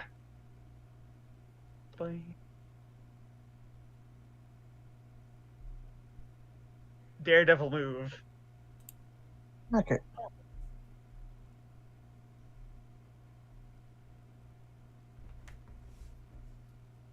Okay, which one are you doing? I want to interrupt a move someone else is making, so they can't do it yet. Okay. And okay. It doesn't say you. No, I didn't fail, so I don't take any harm. And that was experience. That's a marked step. It says you don't suffer harm in return is one of the things. That is a. That's true. Scroll back down. Oh wait. Let's see. If I on a miss, I suffer. Okay. I suffer a fail. I suffer harm from my own failed move, and leave myself open. On a success, but it says you don't suffer harm in return, like the advance, like one of the 10 plus for kick some ass. Yeah, so I would probably still take some damage if something happens. So, well, let's see. You do your Winifred jumps down, and you follow down, flipping through. As down here, there's more shelves and stacked boxes and crates. As you flip down, you see in the background a figure aiming a gun and towards the stairs. But as you flip down, you kick this stack of boxes that interfere with the shot as it rings out, and thankfully neither you nor Winifred get hit, Awesome. but start ducking around. This figure ducking around, getting ready to go, and you hear this voice call out, "There's a mistake coming here," but in a more British voice. Okay. Can I kick some ass? Because that sounds like a. Yeah, Carlos, what are you doing? Are you just standing up there, just like? Well, they both jumped down, and there's the sound of a gunshot. So now I'm going down in there after him. But like, I left my armor in the car. Why? Yeah. Are you remembering the? Oh yeah, it's your jacket. It's my jacket. The oh yeah, something similar happened. Only this time it's not you getting shot at the No River Casino. Can't remember what it's called. There is the. I'm gonna wait a minute and then go in so I don't get immediately shot like last time. There's no grenade to take this time. Oh yeah, Tony, don't forget you have a frag grenade. Just a casual reminder. Oh yeah, Time's got a grenade. Just check that Conveniently, just chug it into the fucking giant's glue. Well, you chuck it into the main mega swarm, and it's like, okay, now the mega swarm is now multiple macro swarms. Oh god, have you ever seen the remake of the Blob when the Blob when he eats the guy who's like who tries to like set off all the grenades? Oh, yeah. And then it's just like that little blast of light under the Blob. Yeah, it's so anticlimactic. Yeah, it's great. I'd say Carlos is going in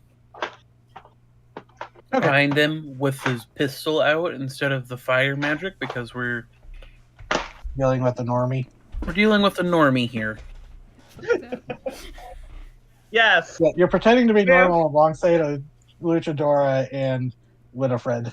It's like God, I love Winifred. Well, I use that to summarize whatever weirdness Winifred is about to do, which you're about to kick some ass. Go for I it. am. So, let me see here. So, yeah. So I rolled. Can I use my investigative mystery to do a +1 forward instead?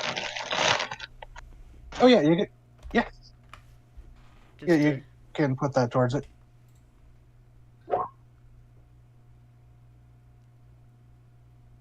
Or an 11 or a 12. Nice.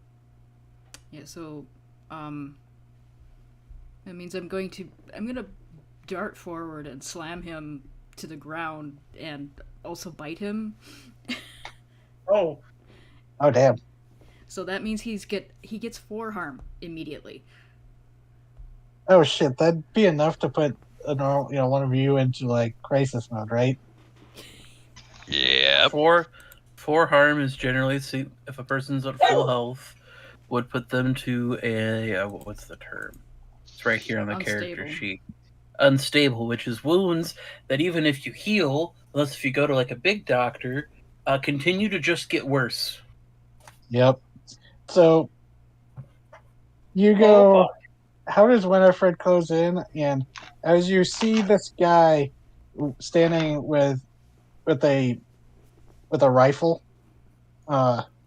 getting ready to, seems to be tracking a shot onto Ladama Chupacabra, being the flashiest one down there now.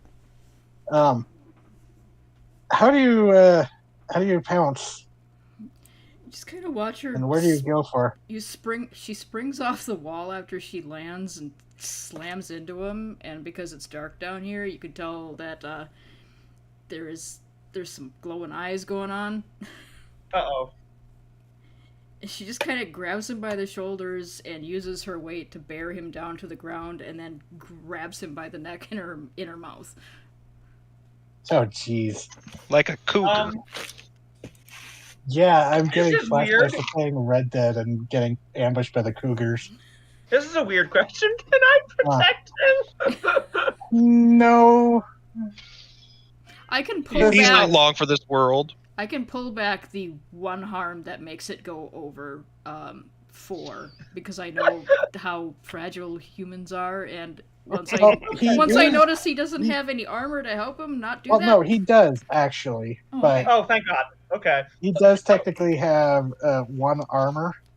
So yeah, just right. Excellent Just stuff. right. Fine then. Because, yeah, you go and like one hand grabbing the barrel of the gun and the other grabbing onto his like the nape of his neck as you just use your momentum and speed to drag him down and chomp down.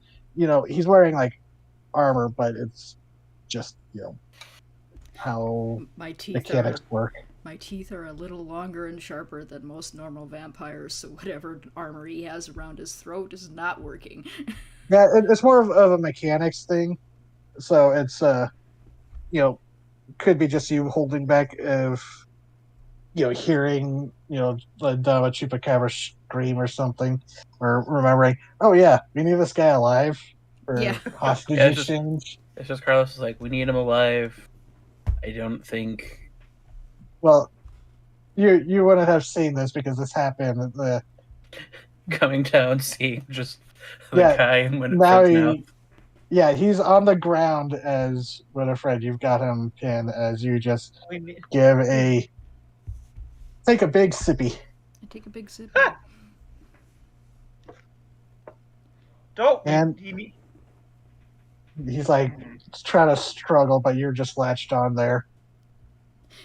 If you tell her, like, don't kill him, we need him alive, she just kind of cuts a chilling glance at you, like, you don't think I know how to take down prey after all this time?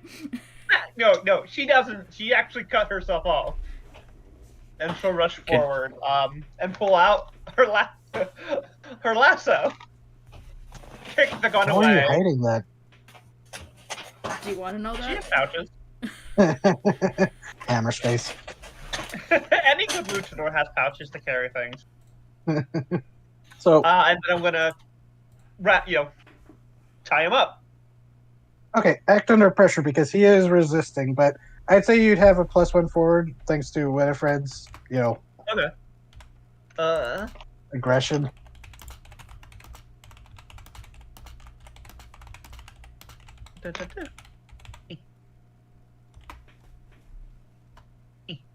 Where's it? There it is.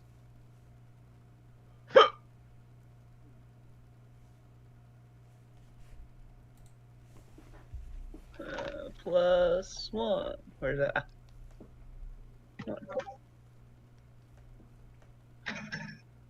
What? What? That is literally impossible. That is not possible. What fuck happened? What the fuck? Why is Okay, there might actually be something. Oh, it's because there's like a ++1. Yeah, that's Oh, weird. god damn it. Oh, Yeah, so shit. it's when you put in the advance, you don't put a plus in There front we of it go. because it'll break it. Much better. Yeah, it's not Snake Eyes this time. Because even with the 0, like hovering over it, it was still a Snake Eyes. What is But- tonight? What is happening? What's here? Yeah, I'll say with the. Oh, we'll just go with the 11. Carlos is there. You can help too. Winifred's pounced this guy and did enough shocking damage to a guy who was reported as a big game hunter and poacher. Probably hasn't been taken out like that before. So you get him tied up. You pull the hunting rifle away from him. I'm going to And- specifically oh, take and- the actions of unloading the hunting rifle. Yeah. He gets hogtied. Well, what's his name? What is his name? Percival Phillips Thank you, Percival. I imagine. yells at you as he's like kind of bleeding out the side of the neck, but he doesn't reply. One too many mistakes, Percival. One Too many mistakes. What have you done to anger him? Narrows his eyes at you. Stays quiet.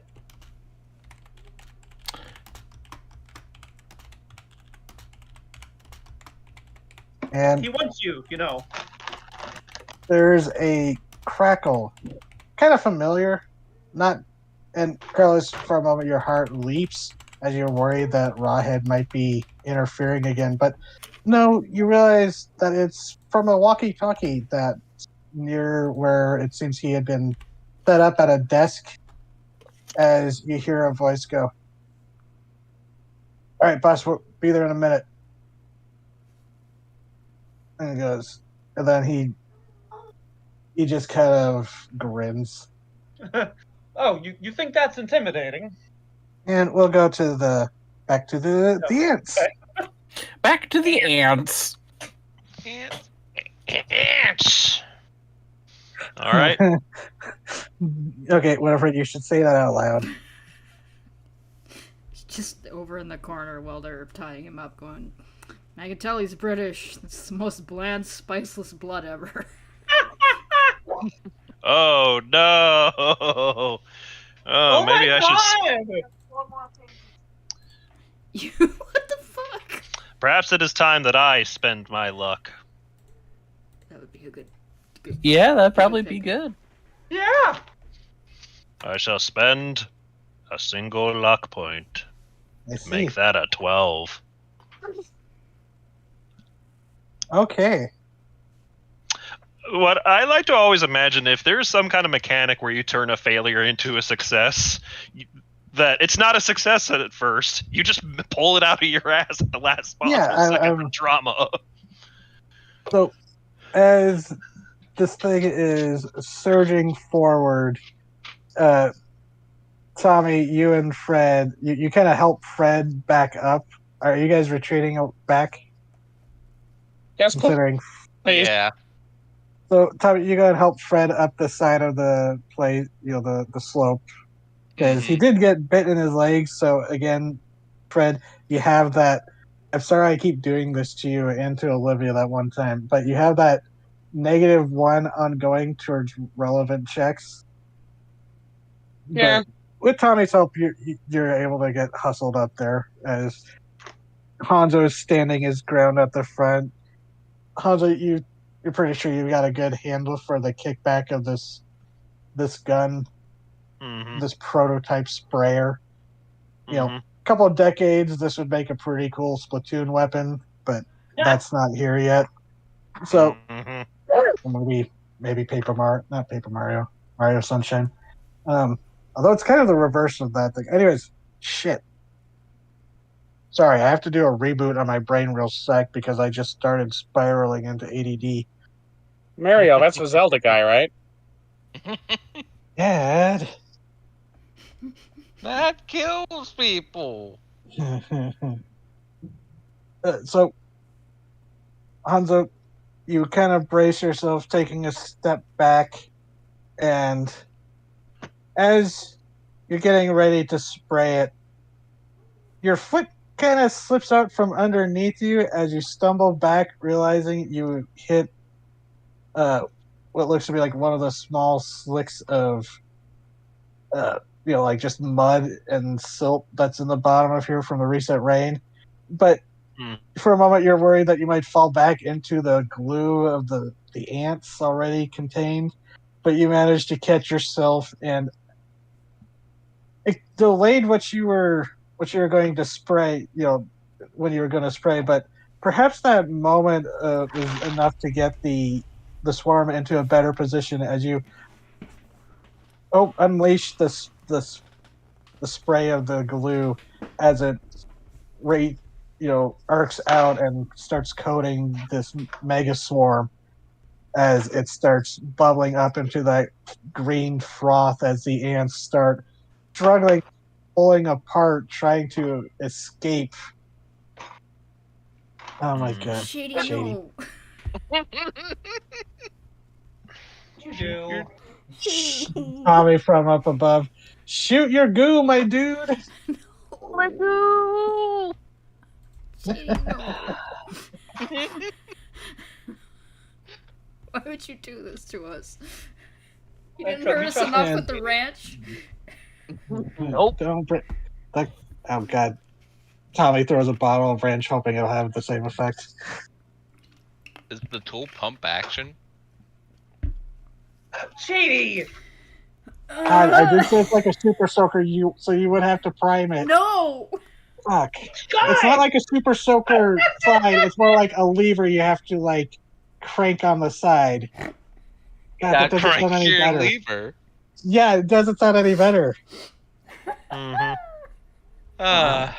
We have fun here. Oh, we're all You gotta 12 years spray old. your foaming goo all over these things. Come on. Okay, now you're doing it on purpose. See, Yeah. yeah, and Hanzo would be steely faced about all the evil fucking puns because he is So- the professional, and he is Hanzo. about to fucking die. One of the you actually play out like some in the path of it, so they go surging forward when they're trying to get towards the source of this aggression smell. And even now, you can smell from just how much of this pheromone they're pumping in retaliation. It's like being like smelling like someone's cooking with vinegar or something. It's just that acrid smell. Yeah, he may be professional, but he also, is a human being, so his nose does wrinkle.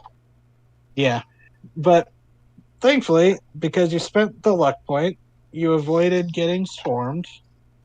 But it is still a majority of it still unglued. You did take a large chunk of it, a very large chunk, but it is starting to split and go around where try to split away from where these the glue is. Tommy or Fred, was there anything the two of you might want to try while you're up there? You do have the dispersal canister. Let's fucking disperse this fucking glue on these assholes. Careful, Fred. If you disperse them any further, it might be harder to glue them. Yeah, you probably don't want to disperse them. If they get on you, disperse them, but like you're trying to glue them together currently. Mm-hmm. Yeah, fighting ants. Oh god, really is Red going to do the heroic thing of trying to run towards the storm? No, my legs are really No! fucked up. I don't think running is something that's in my cards.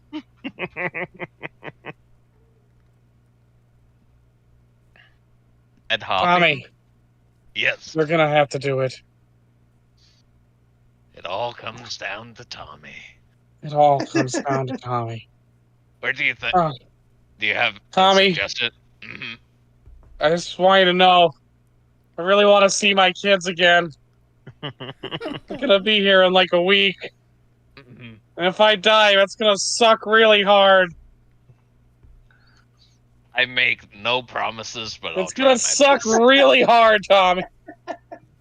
I make no promises, but I'll try my best. Wait, What? Tremors. Mhm. At the end of the movie, Kevin Bacon Yeah. tricks the graboid into chasing him underground to the edge of a cliff, at which point the graboid pops out of the cliff and falls to its death. We gotta get them to come to the glue.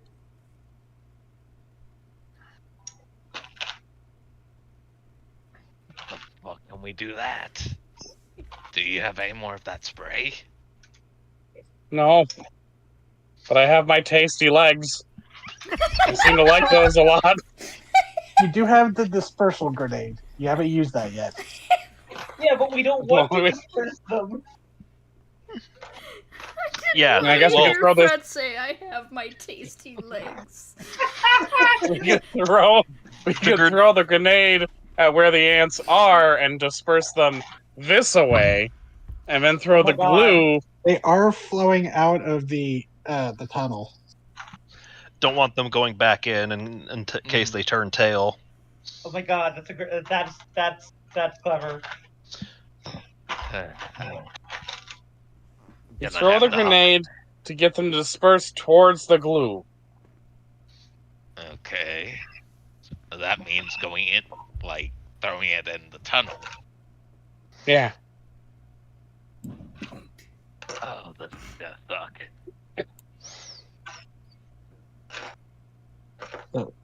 Tommy, do you want to try that? Yep. Okay. Which would be what? I'll let you choose: act under pressure or kick some ass, because you are technically throwing what counts as a weapon, but you are also acting under pressure to toss something into a specific area. Let's go kick some ass, cause my cool is a -1. Yeah, we've all seen what happens when Tommy does act under pressure. I was running on Grenade. instinct. What Oh are you God, talking I about? just thought of a really inappropriate joke for Tommy. Another one. Yes, no, it's not that kind of inappropriate. It's just like Tommy is like, "What were you thinking? I was running on instinct. Why do you think the thylacines died?" European. God, that was European. Pretty sure that's Oh, no. what the Howling 3 was about. Or that one Willem Dafoe movie. God, that was a depressing movie. Anyways, so mixed success. Okay.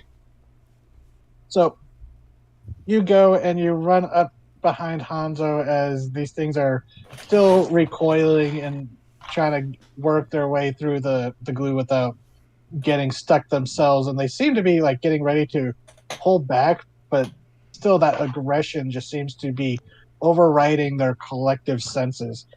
Because Fred, you would know from the tours that you've given, macro swarms, they do have kind of a, the tour kind of stresses it. It's not like human intelligence, but the more a swarm has, the better computational awareness they have. The bigger they are because all these ants work in unison, but they seem to be in a state of aggression and frenzy of both trying to escape but also attack because of this overwhelming pheromone cloud. But Yeah, Tommy, I think that's something called like a network intelligence or something like that. yeah, it's a kind of a distributed intelligence, I think. It's called the flood. Yeah. They are flooding right out of the storm drain. Yeah, I know More what like you the said. Geth, really. Yeah, that's what I was thinking. The Tommy, you run up next to Hanzo, and you tell Hanzo the plan. So Hanzo, you get ready to spray down foam and the glue in their path.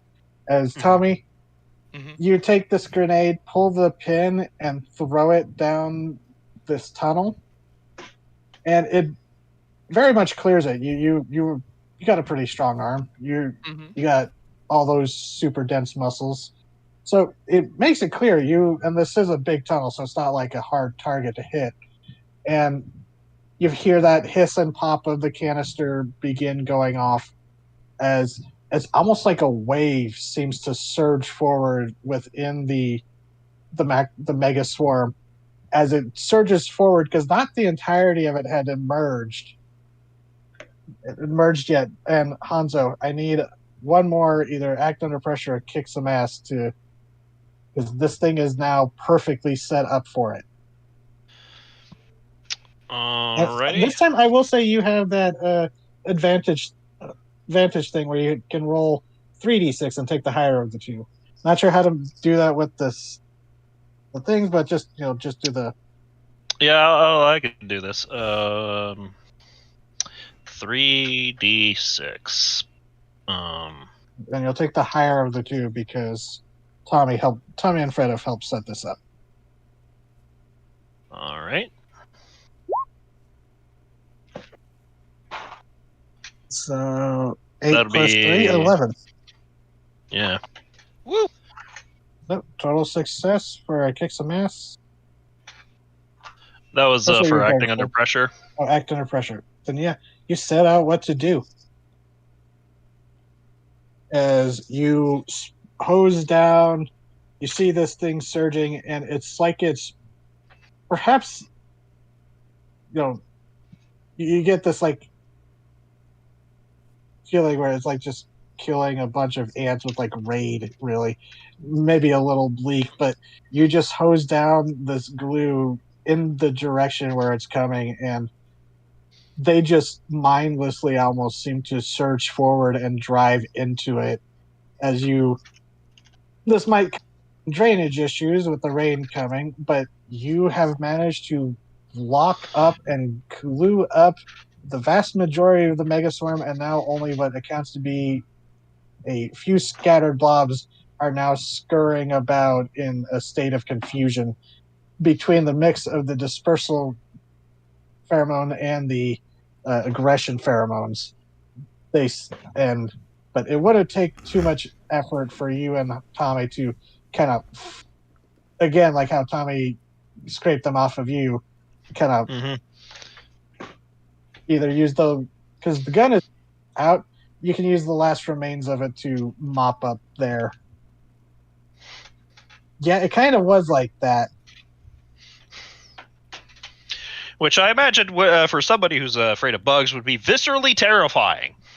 Yeah, it's like that one Indiana Jones movie, but actually scary. So you have contained the Megaswarm. Woo! The fuck do we do with them now? Is there a volcano? Most of them are probably going to suffocate in the glue, but I'm going to call it in. Yeah, they did tell you that it would glue them up to either suffocate them or keep them contained for cleanup.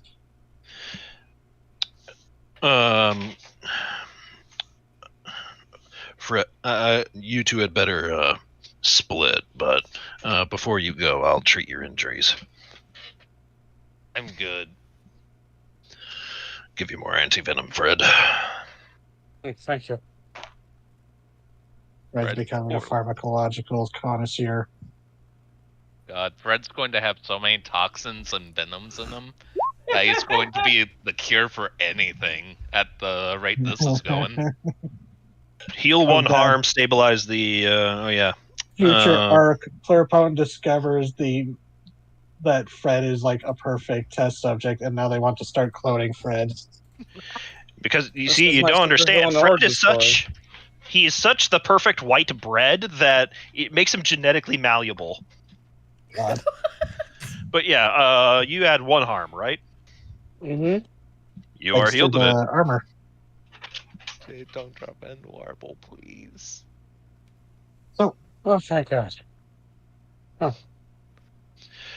Now you two had better get out of here. I'm going to call this in.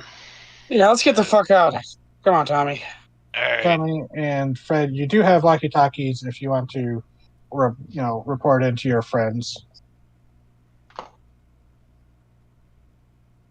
10-4, good buddies. We dealt with the ants. So, you're welcome. The trio of you here as you're down in the basement, and the guy seems to go, kind of give this look as like, oh, you have walkies too, huh? Winifred's gonna click hers on, still making direct eye contact with the guy, and go, yeah, you want to come over his way? Sure. Yes, we've cleaned up your mess. Also, you want to mention that maybe you need backup? We might. Oh, Hanzo, you would have your walkie too, so you'd be able to chime in. What's the situation over there? Apprehended him. Backup's coming. We're gonna knock him out and move him. Also, to note, Olivia does not have her radio because that would be really obvious. Yeah. Yeah, no, it was Winifred that would have had it since Carlos left his jacket. Yeah.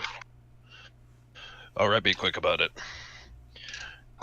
Actually, as a matter of fact, since I've Hanzo knows that neck of the town, could he give him directions to give them a +1 forward to get out quickly? You know what? Sure. Hell yeah. Hey, Hell yeah, Hanzo. thinking Let's laterally. go. Fuck yeah. What do you mean backup? More Um, vultures? more vultures. Okay, if you They don't you know are where we're I here. think you, if you are where I think you are, okay. Listen, I'll give you instructions. Oh, on no, how to you get got out. the sense that he called for help and that they were on their way. So they know something's up. Well. Haha. Oh, Okay. I need to Okay. make a phone call. It gets instructions.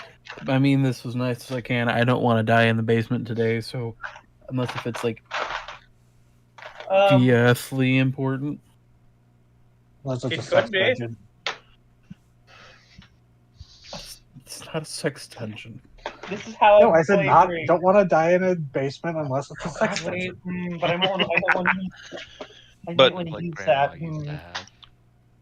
What is it that you're planning to do, Nora? I was thinking at using the woman with the plan and having like backup show up immediately in like the form of like the Bats? preserve getting someone here or something. What? Yes.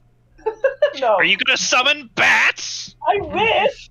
Well, hold on. I'm going to message you something, Nora. Okay. Batwoman?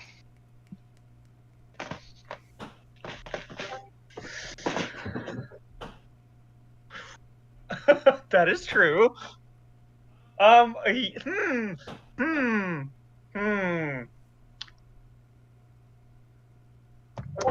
That's just one option. I'm not saying you have Yeah. to do that. That's just.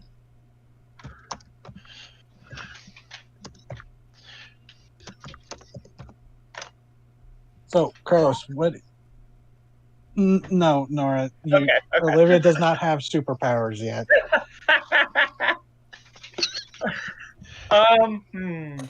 Yeah, actually, yes. This call will be quite important to our current situation. Yes. You know, I actually do want Olivia to say, "Can I summon bats now?" And Winifred's going to be like, "What? You think you can and I can't?" No. She's gonna. Oh God, there's a phone in here, right? Oh, there's an arc name: the bats and the ants. The birds and the bees. There's a phone in here, right? Yeah, there actually would be. Like doing a quick look around now that you're not being fired at and knocking over stacks of boxes. This looks to have been like like a more of storage for things and maybe like repair, like for where they would have like other stuff to be repaired. But for now, it's the it seems to have been more of a hideout. You see like a cot off to his side. There's a desk where there's like papers, and there is like a desk telephone, and there is Okay. you do see a small little TV monitor that shows the back door. Take him. Get ready to leave. I've got Okay, a call so- to make. Is your plan to flee or fight or flee? Flee. We've got He him. is the He's preference, but what I'm going to do should help that and help the other if it comes to that. Take him and go. Are you doing it? He's been keeping quiet. He's like seems to be under the impression that can't get himself in trouble if he doesn't talk. All right, Carlos. I'll give you directions. understood. Okay. So She's got to go over. Carlos dialing and his phone. Winifred hustle him up. He's not exactly helping, but Winifred, do you want to try to intimidate him into being cooperative? I mean, I can.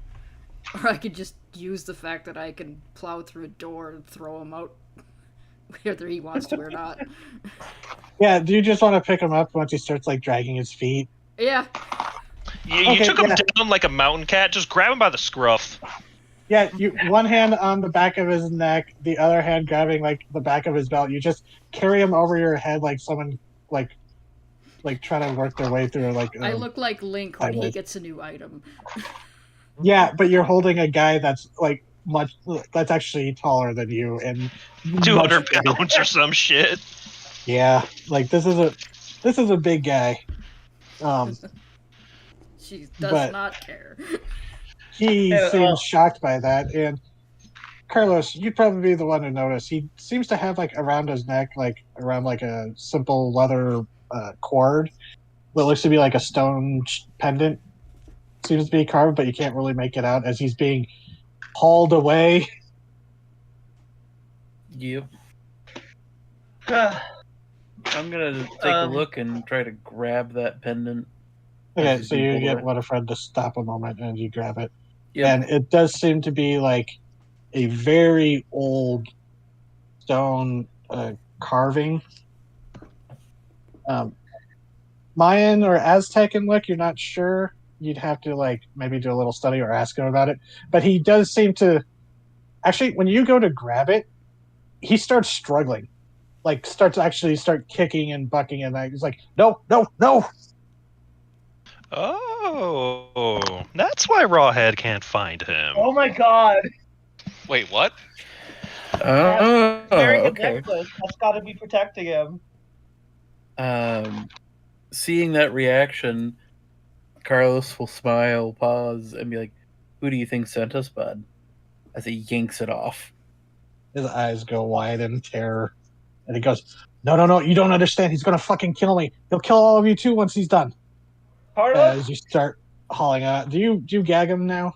This is the point where it's like, okay, got this off, gagging him. Yeah, because as soon as you're gonna that part of town's not abandoned. You're gonna be clearly transporting a struggling man. Yeah. You don't want him to yell. Carlos, do not. And so, Winifred. Not Winifred. Well, yeah, Winifred, you start hustling out there and you're going towards the jalopy. So Did Carlos pull the thing off completely? Yeah. We're being hired by Rawhead. It would be a good thing to be like, oh, hey, I can find him. That must mean they've got him now. So he doesn't Fuck. just murder the children out of spite. Yes.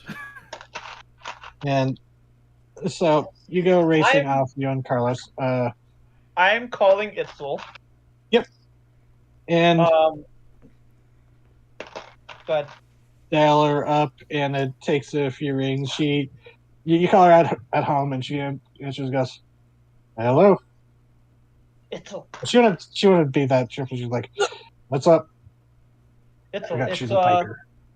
yeah. It is La Dama Calamidad. I mean La Dama Chupacabra. That's in character. Still adjusting to it. Oh, if you keep that name, they're going to know that you changed personas. But I mean that happens.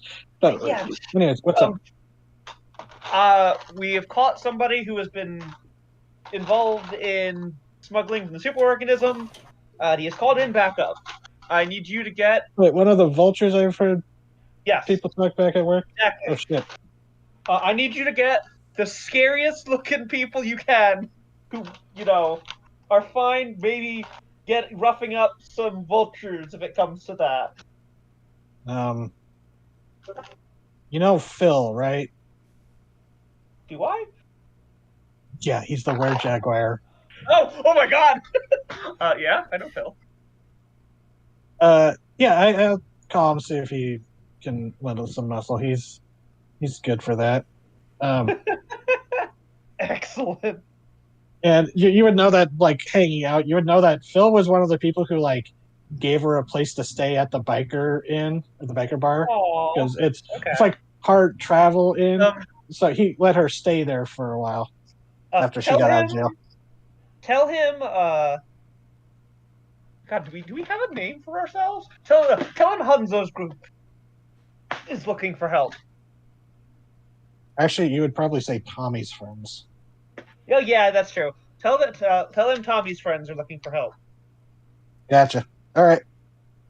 And that's how I want to use my hold of the woman with the plan. Are you calling them here where the goons are going to be, or? Yeah, because I want to give them time to get away. Okay, well, it's going to take her time to get people gathered, and I'm just saying, you're probably going to be in the process of escaping before they That's even true. get. Then I will call them to. Where are we going, gang?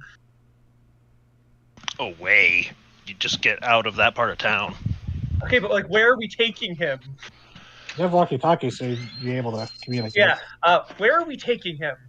Yeah, she like goes over and like takes Carlos's right. Oh, you did give Itzel a walkie too, I think. Yeah, I did. Happened in one of the previous Why not sessions. Tommy's? Why not the entrance to Tommy's storm drain? That's remote, right? That's I can't a good remember. idea. No, that's too close. That is too close to the diner for my comfort. Right. That's yeah. fair. Also, that's Tommy's house. I said the front door, not inside. That's still connected to his house, man. Yeah, And to be fair, the entrance. way from the superorganism in the sewer drain has to go past Tommy's house to get to the entrance. So the riverboat. I will say there are. Oh, yeah, go ahead. I was gonna say meet at the riverboat. They won't be open yet. The casino that we accidentally blew up. Yeah, the Riverless Casino. Oh yeah, that place is inhabited, right? No, wait, no, I can't remember. Nope, it is abandoned. Yeah, that place would do. Where did I know I named it. I think it is the Riverless Casino. Yep, the Riverless Casino. There. And then Tommy could finally use his grenade. Where he got it from. Yeah, so essentially I want to call in backup in case, they either, they track us there or Rawhead wants to cause problems. Yeah, I was going to say, there are like several places you could probably go. Well, you're not sure how she would react, but there's the scrapyard. Not sure how Denise would react. I don't want to get them involved in this. They had a lot of drama last week. Yeah, a couple weeks ago. If they're willing to help us, we'll take it, but we don't want to like force that up on them. But there's also the crime scene. That's pretty much abandoned. True. That would be poetic. But there is also the very first crime scene you've been to, where the old man was in the farm. That was eaten by the chupacabras. That hasn't been sold off yet. That's still empty. Which is the closest? Probably one of the ones in town, which would be either the farm or the crime scene. Riverless Casino is definitely the most isolated. What do you think, gang? That would definitely be the one least likely to have, outside people stumble upon you. Yeah. Those other two are technically in neighborhoods. Because technically, or I just want to raise this concern. If we do it to the crime scene, Bentley or one of the other detectives may be scoping it out again. We don't want to bring the drama there. Yeah. So take the risk, take them to the casino. Yeah. Yeah. I'm gonna tell Carlos to take him there if that's what he's, communicated. I think that would keep on communicating. I think that would be the wisest decision. Excuse me. A little dry there. But then I'm going to take my bike and go a different way, and then double back and go to the casino afterwards to throw off any trails. Good idea. Yeah, I'll tell Itzel we're going there and warn her that about the I just said what they were. Yeah. Vultures, yeah. I recommend that you go with Carlos, so you keep an eye on our captive, so he doesn't do Carlos something stupid. Driving. Yeah. Yeah. So warn her about those, but also warn her that there might be something more supernatural happening there. Ominous. Got it. Appreciate you. She kind of laughs at that before clicking off the radio. So I'm Well, going to and need. as Winifred leaves, I'm gonna give her a buena suerte, which is good luck. For a second, I thought you said Buenos Muerte, which is good death. Like, that is such an honest thing to tell someone. I mean, she is a vampire. That is also a very Mexican Klingon thing to do. Like, Have Yeah. a good death. if Worf was raised by a Mexican family instead of a Russian family, Yes. Today is a good day to die. but oh god, Worf would love Zorro. Anyways, Yeah. Tommy and Fred, you hear that on the walkie-talkies, Go to them. and Okay. Hanzo, you call it in, and they ask, it's like, meet you on the scene, like when you Yeah. call the. Oh no, the Pluripotnik's like cleanup team that you've talked to a few times, like they were the ones who, when you found the first macroswarm that you trapped using Carlos's magic. Yeah. You call them up and tell them that you believe you got the majority of them, and like, all right, see you on the scene, or Yep, I'll be here. Make sure they don't get out. righto. And okay, so the rest of you are heading up. Now I need Carlos and Winifred. Act under pressure to get out of there because you're both the ones driving your respective vehicles. But you do have that +1 forward from Hanzo's information. Okay, and that's cool. Or like take you and Winifred, because you are each driving your own vehicles, and it's you're going off of like directions Hanzo gave you for like back roads and stuff around that area. Yes, I'm trying to remember where the basic moves are because my sheet's being a little goofy. My cool. Underneath. There it is. There it is. Okay. I did use my woman with the plan for this, which is where you need to be totally prepared and ready for what is there. Yeah, but that's for getting Yeah. Everyone there assembled. This is escaping. Fair enough. Fair enough. My cool sucks, so I hope that +1 helps me. Not bad. And I do join Carlos, and I do want to take a look at that idol. Okay. Yeah, I'm not gonna worry about worst outcome, hard choice, or price to pay. I'll say, you're able to flip it away just fine. There is a moment where you can't, Olivia, you have to kind of lean on this guy in the back seat and kind of pin him down. As Carlos, you tell them to duck down. As passing the other direction, you see a vehicle, like a truck. Well, it's more like a van with this rather aggressive-looking driver, like gesturing wildly to the other person in the passenger seat. And as you're passing by, I put my hand on his mouth. Yeah, you hold him down, but you're able to avoid suspicion. You're just another car on the street. And then Winifred, as you pass them, you notice that the driver, on his arm, as he's like gesturing, seems to be an animated talker. There is like on his arm like a tattoo of what looks to be a vulture skull. Oh my god.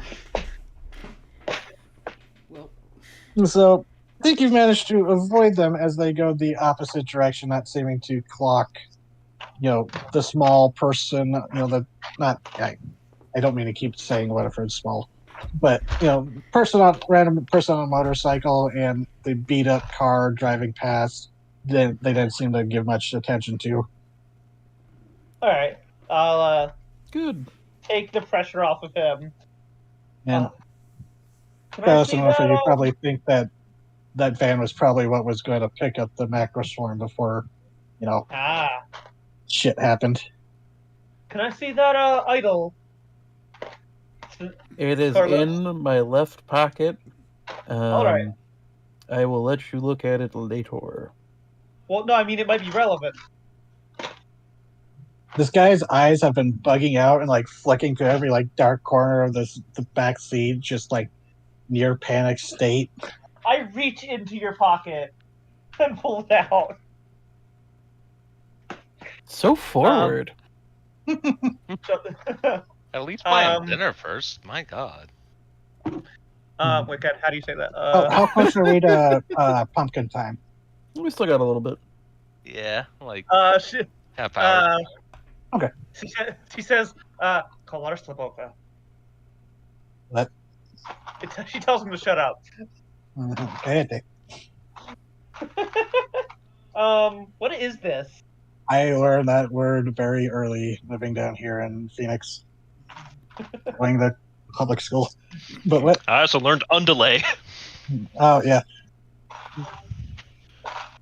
But where we? What Oh, is you were. this thing? This idol. The guy is gagged, but as you look at it, let me see. The guy's gagged, bound up, and he's on my back floor, and that's where he's going to remain until we sacrifice him to Rawhead. It looks to be like a small, squat little humanoid figure. Very worn down, very old looking. Looks to be like volcanic stone, maybe, just from the dark texture. Oh, wow. And it has this loop in the stone where you can tell this was meant to be worn as a pendant or hung from something. But the cord is obviously newer, like leather cord. Yeah, they turned this into a necklace. And although it looks like it was meant to be a necklace initially, they just restrung it. Yeah. She will like hold it up in front of him. Tell me what this is. He's gagged. Oh yeah, she'll pull out the gag just like a little bit and like keep her hand there so if Protects he me from tries that to bloody stir- bastard. What was that? It protects me from that bloody bastard. How? I don't know. It's some trinket from down south. Oh. I don't know the magic behind it. It just works. Oh well, you better have some more information than that. And you can't really see it since it's you're in the back seat of a dark car at night. You don't have bat vision, but so you can't really make out the features. It just like feels like a like a little humanoid figure. Mm-hmm. Okay. She'll like hold it up like in front of him, like it's like. If you give me information, I'll let you wear this until we get where we're going. Roll and manipulate someone. With that being your reasoning. Fuck. But I'm so bad at this. You want to You're trying to manipulate people? I know. Yeah. Sick. Wow. You actually rolled well that time. I thought it would at least be like an intimidation, but I don't actually know how that works. There an intimidate? No. There has to be, right? Nope. There is That is for a the manipulate crooked. someone. You're not a hardened criminal, are you, Olivia? No. You don't got the eyes of it. You got That killer in your mortal- eyes, no. son. I don't see you.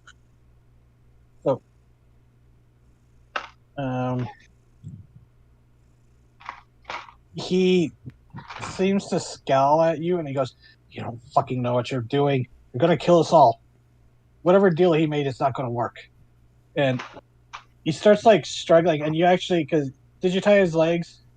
Yeah. Even with them, he starts like trying to kick out the door. She'll reposition him so he can't. Okay, yeah, he's basically hogtied, so he's very easy to position, but he's still struggling. Yeah. He's both mix of anger and panic. to look up fucking at costume crazy. Just let me go. Just pull over, let me go, and I won't have you all killed. Maybe he won't show up. You're the one who's currently on a one-way trip to Bloodhead Bloody Bones. So I'd be a little more acquiescing if I were you. That's not happening. We're not letting him go. I'm not even Carlos. going to let him entertain the idea. Carlos, I'm not completely convinced Rawhead won't turn on us. Oh, I have no idea He'll if he turn will. on you. I almost expect it at this point. But if there's a chance. We need to save them, yes. Of that I have no doubt. Carlos, this time you do hear a pop of static from your headphones, so that only really you hear it. You hear like this lying little deal breaker. As you hear Rawhead just kind of whisper, What? Lying little... He'll say that out. Lying little deal breaker? But we're bringing him. I don't... We haven't broken the deal. no, Carlos, you think he was calling Percival that. Oh, he's calling okay. Percival that. It's like, oh, okay. It's like, Do you say that? Carlos, with that context, Carlos will not say anything. You will just Okay. hear maybe a faint crackle of pop over the headphones, which happens a lot. Mm-hmm. You have put so many people's lives in danger with all of this.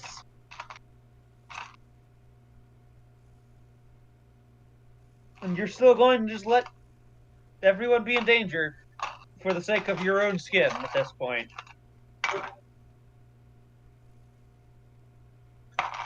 Yes. I have to justify myself to someone wearing a fucking costume. You say that as if that's some kind of detriment to my character. Of course he is. He's British. Of course he is. He's British. I am La Dama Chupacabra And I am Mr. Don't Give a Chosen. Fuck. of Hamazos. Who are you? Kind of squints. Mr. Just like he just said, Mr. Don't Give a Fuck.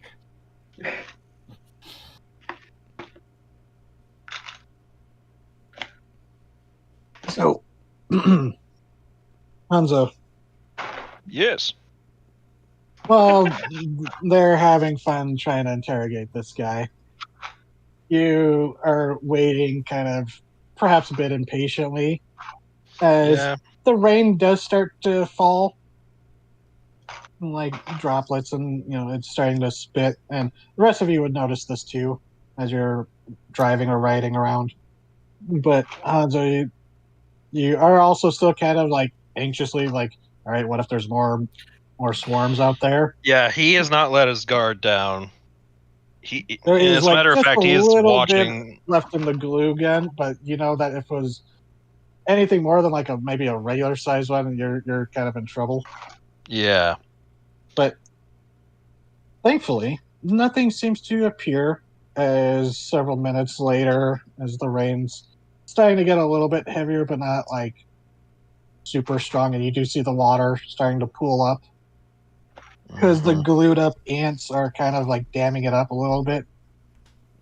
It's not like completely blocking the tunnel, so it's not like it will cause a flooding problem. But Yeah. you see the guys show up in like their hazmat suits and like, well, guess we can't exactly ask for an easier place to retrieve them. And then looks up at the sky, they're like goggles getting spattered with rain. All right, let's get to it quickly now. And they like go down there, and they basically have these like weird shovels. They basically look like snow shovels. As they start scraping it up off the concrete, they have to stop occasionally, pour this like liquid down the front of it, where it seems to like break it up enough so it peels off of the concrete. But Mm-hmm. they go, all right, well, we got this covered. If you want to head out or report in, we'll get this scraped up and disposed of. Yeah, he'll immediately go to his car, call up the number. Hopefully McLean connects soon. Okay, which number were you calling? Just to let them know that they got the bugs. So you call in, and McLean's like, Hanzo, I heard that you called in for retrieval. What's the word? Most of the macro swarm's been apprehended. Excellent. If you don't mind, sir, of course I will return later today to drop this stuff off, but I'm a little tired. Yeah, of course. You've been up since dawn with this on this case, so yeah. If there's any other ones, it's if you say you got the majority of it, Yeah, that's good I don't enough know for if there's me. any more, but I did get the bulk of the swarm. Excellent. Well done. And rest up. You've earned it. As soon as that, he's gonna fucking gun it towards the casino. Okay. Hold on. Hanzo, you go. Oh shit! Hold on. Okay, so let's see. As people start filing in, I'm not sure who would be the first.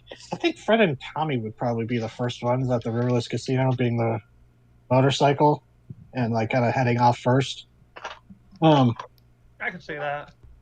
So the two of you get there. The rain has started to come down, a bit heavier, but it's not, dangerous to drive a motorcycle at the moment. Tommy, you're probably a little miserable because Fred only has his one helmet. So you kind of getting the full face of the rain. I don't know if Tommy's the kind of like beast to hang the head out the window like a dog, but That's a stereotype. How dare you? it's like I'm not a weredog, but I ain't no weremutt. Werepoodle. We don't know the behavior of a possum.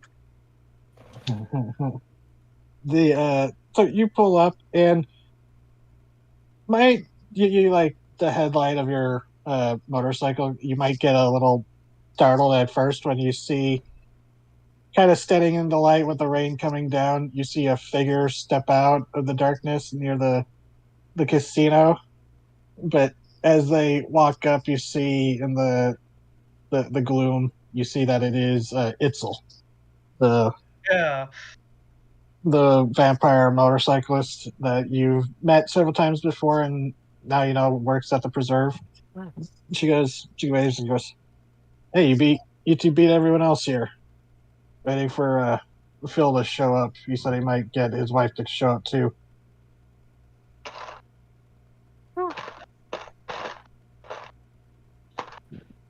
Sorry, could you repeat that? I was being bullied just then. What was Adam doing? She was bullying me for saying I wasn't a weremutt. It's like, how dare you? So Bully him more. it's Bully more. I'll let her know you said that. Itzel showed up and it was like, "Hey, you guys beat everyone. Phil's showing up with his wife soon." Okay. The Were Coyote and Were Jaguar are on their way. Or at least the Were Jaguar. Okay.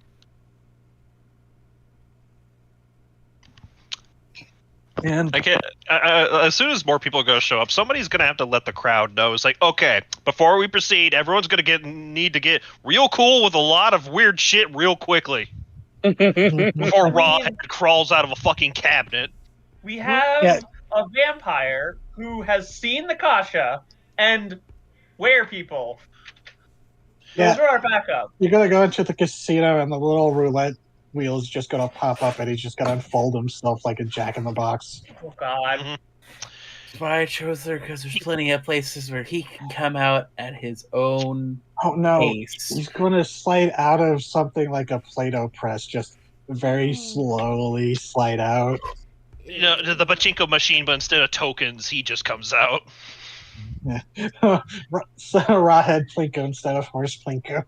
Yeah, as soon as you enter there, the bride just gonna be like, "You a betting man." The pachinko machine goes off.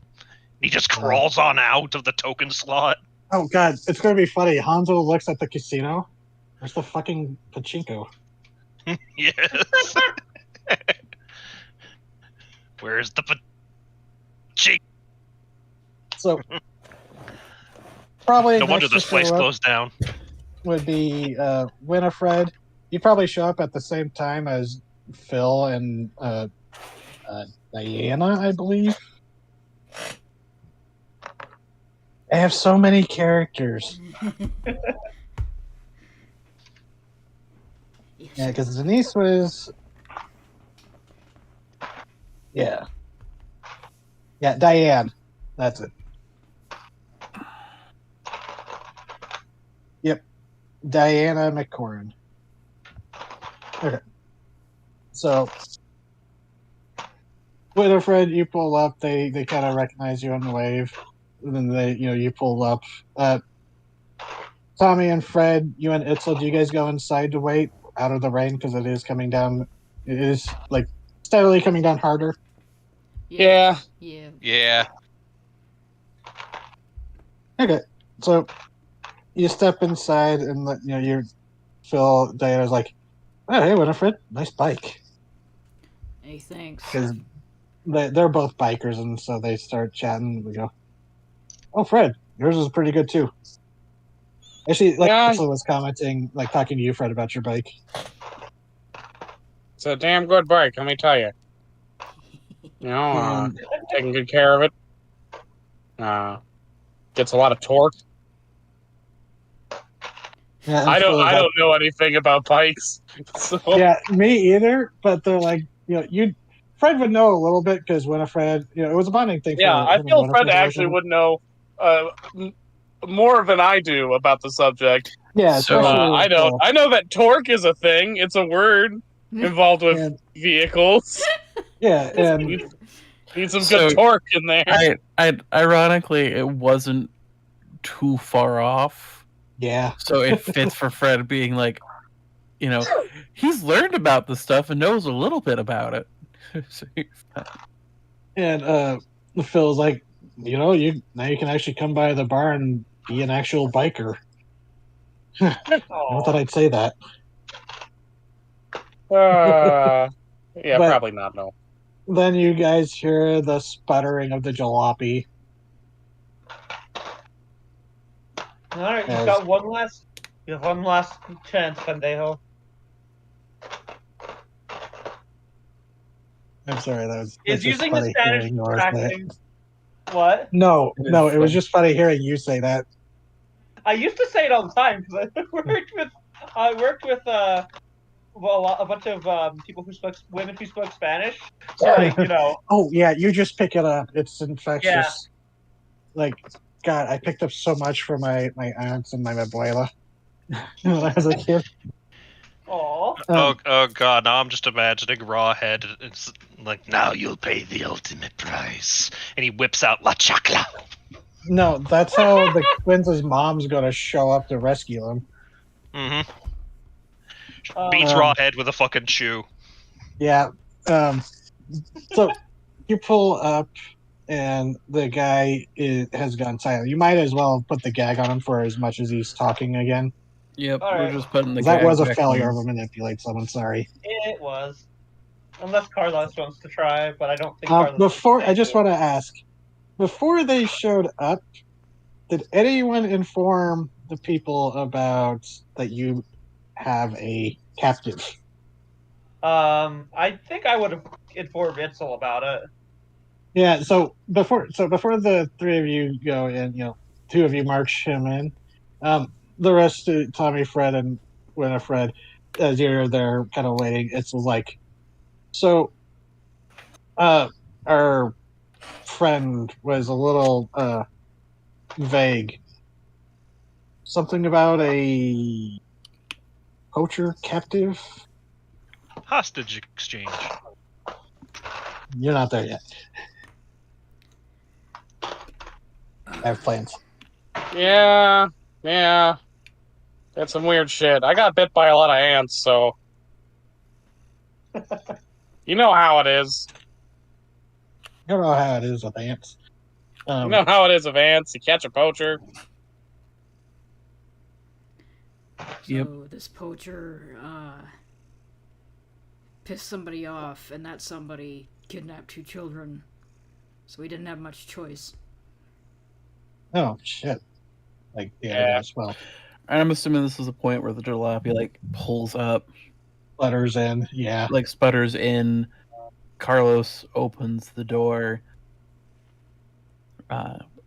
goes to the back one, smacks it a few times, then opens the door. Not because it's like trying to rattle the guy in there, but because it is a jalopy. It is an old piece of shit cobbled together. You gotta shake the pieces into place. I Yeah. mean, it's the choice. Do we save the guy from Rescuers Down Under, or do we save some children? You know? The bad guy? The fucking... the Patton guy? The guy played by Patton. George C. Scott. That was a good movie. And Carlos is gonna like go to grab. He was McLeach. I can never forget. Yeah, now I can't either. Sorry, go on. No, it's Carlos. Be like, if someone who's a little stronger than me doesn't mind grabbing him real quick, I gotta call contact. Itzel walks over and will help with yeah. Chupacabra. Like, Yeah, she'll give a greeting. she gives a nod. She's kept her bike helmet on the same way she did when she was helping deal with other stuff. Hell yeah.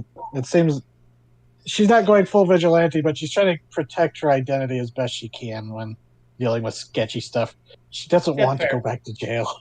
No, That's absolutely totally fair. And she'll whisper. She'll whisper to her, We need to get you a luchadora, a luchadora outfit too. You can't see through the visor of the helmet, but you can feel the squint. Look, I've already asked her out on a date. There's no going back. There's a difference between asking someone on a date and going, "Hey, do you want to be my tag team partner?"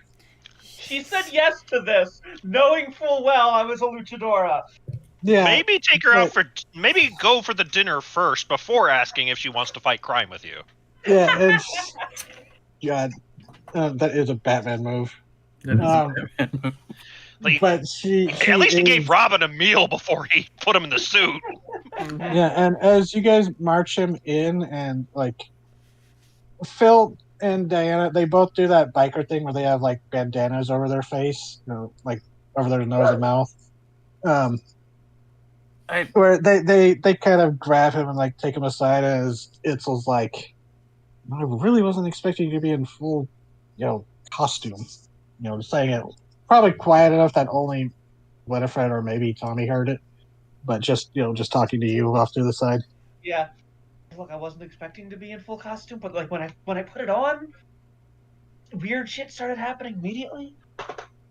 That's what you get when you put on weird masks that just manifest and when you're not looking.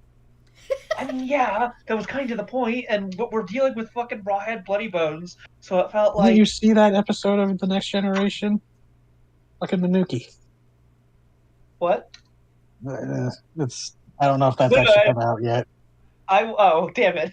It's that episode of Next Generation where Picard wears the vaguely Aztec American, Mesoamerican mask and starts turning the ship into a temple.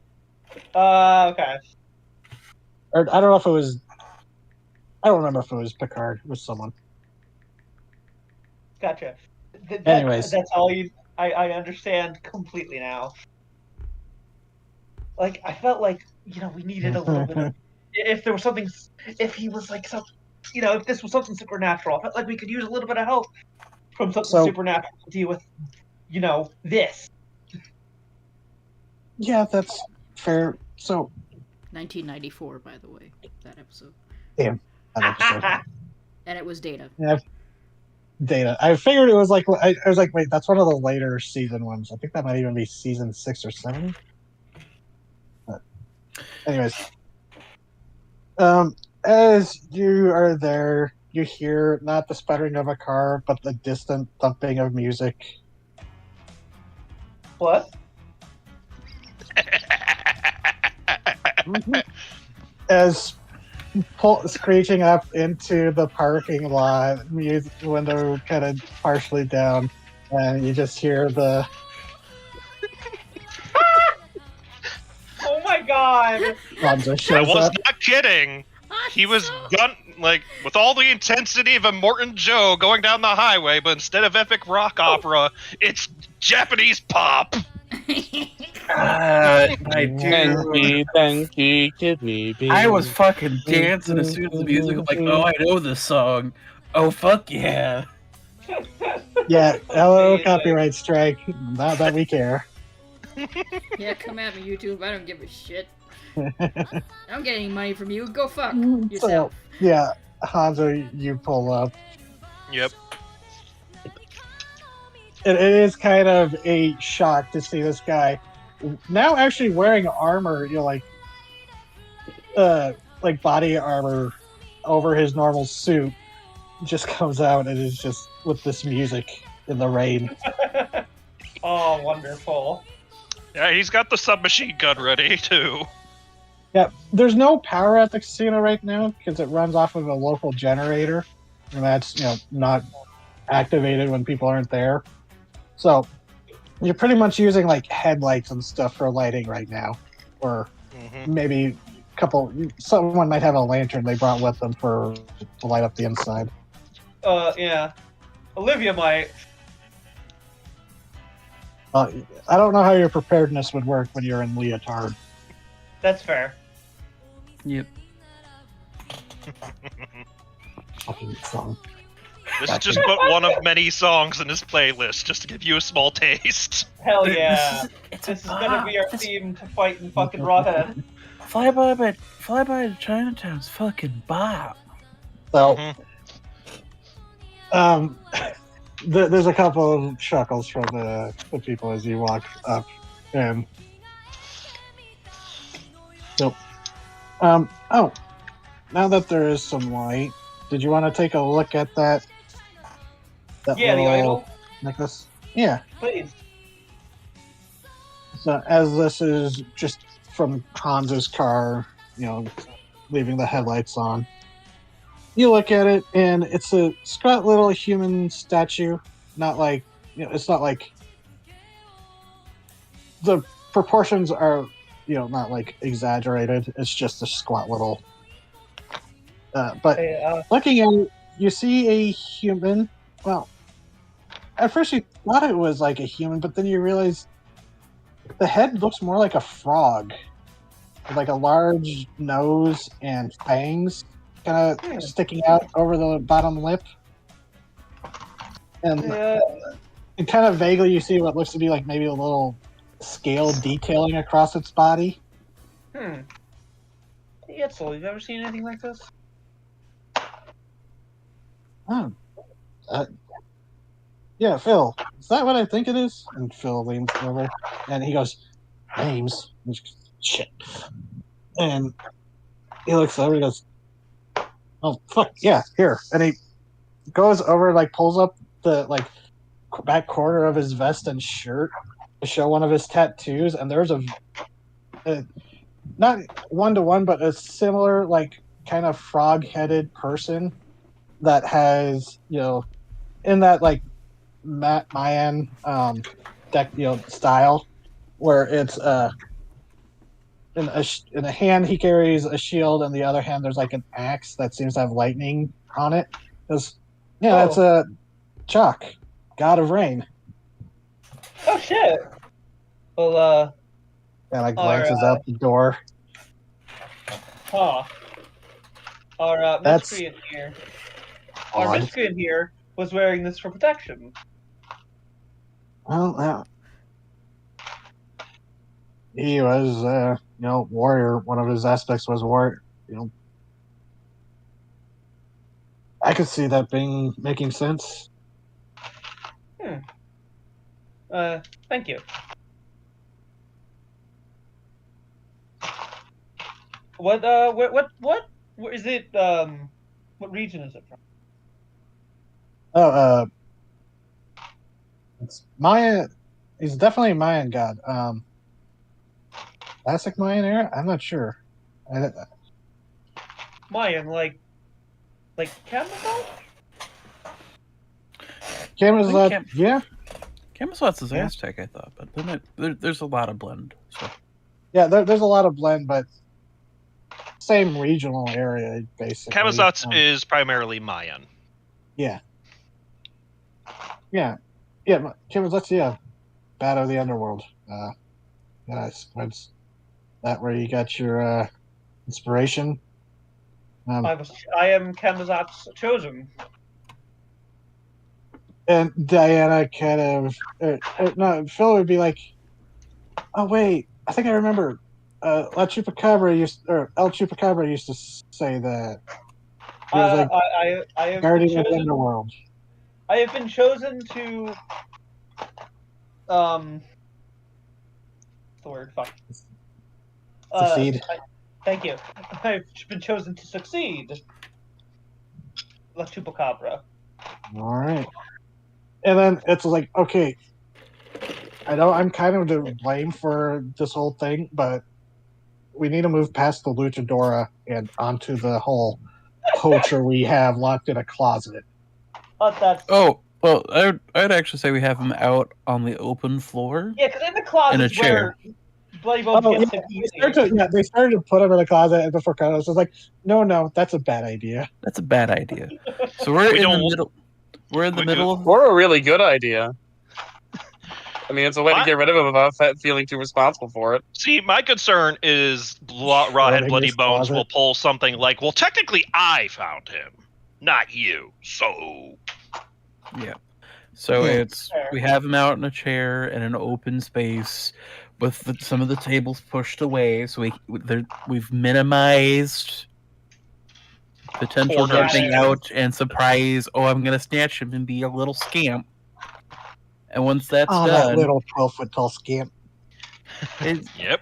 he defies physics. He's a little Mhm. scamp. That is an understatement, sir. But once that's done, Carlos is going to press play on the recorder because that's how he's been talking through. And he's just going to be like, all right, bring out the kids, and we've got your guy right here. And I'm gonna put on the necklace, by the way. okay. As you do roll a weird, use magic because you are sending a message technically. I am sending a message. I believe that's something you've done before. Would you? Yeah, Is there use- any forwards or just a straight weird? Or use magic. What was that? Any forwards with that, or just straight roll? Yeah, since you're basically like doing return call, you get a +1. You are star 69ing the magic. You're 69ing the devil. That's Well, that's the I theme said of it the out arc. loud and didn't realize it until I said it out loud when I said it. We've all welcome. 69 the devil at one point or another. No. I said star 69. Okay, we're not going to start talking about our Baldur's Gate 3 runs. Whether you romance Karlach or had the bad choice to say yes to Raphael. Hell has its laws. So, you send a call out, and people are watching. Do you do this in view of Percival? In view of everyone, I am Oh. not hiding it from any of the people in this fucking room. Yeah, I Because think. we're about to invite Rawhead fucking Bloody Bones in. Yeah, I think Pretenses everyone are dropped. but Percival has seen you use magic because I think Itzel might have. Oh yeah, no, she was there for the Kasha ritual, Yeah. and there was that whole last arc. So, the actually can't remember if you used magic in front of them, but they're learning. Anyways, so you send this off as do flames or like static crackle around your fingers as you do this? 'Cause those seem to be like the two elements associated with Carlos so far. Yep. I would say, given that this is a mostly wooden building, it's probably electricity trying to help increase the signal length without warping it Yeah. too much. And going off of your technologically focused magic, or your technology focus on this. So yeah, you see this like little faint glow of like static, as if Carlos is, like there's like static zaps happening between his fingers, almost like a plasma ball look for a moment as he sends out this message, and the headphones crackle in response, that same static, but then you hear somewhere in this room, I knew I could count on you. I picked you all so perfectly. Knew you wouldn't disappoint. And each time there's like that sentence, the voice seems to come from a different spot in this darkened room.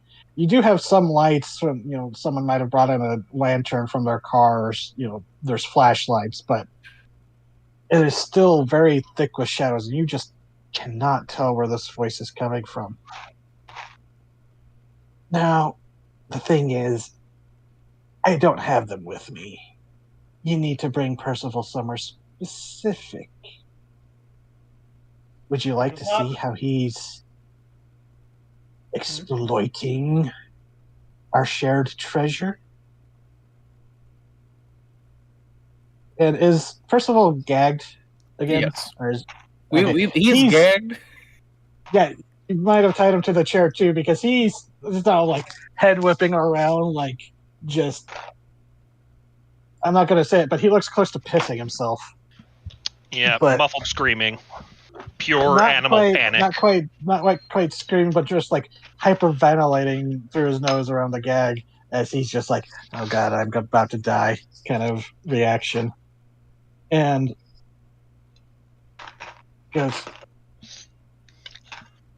"Perhaps that will help sweeten the deal.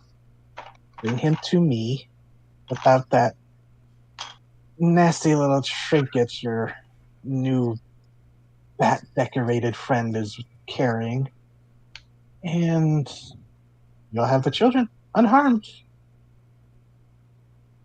Where?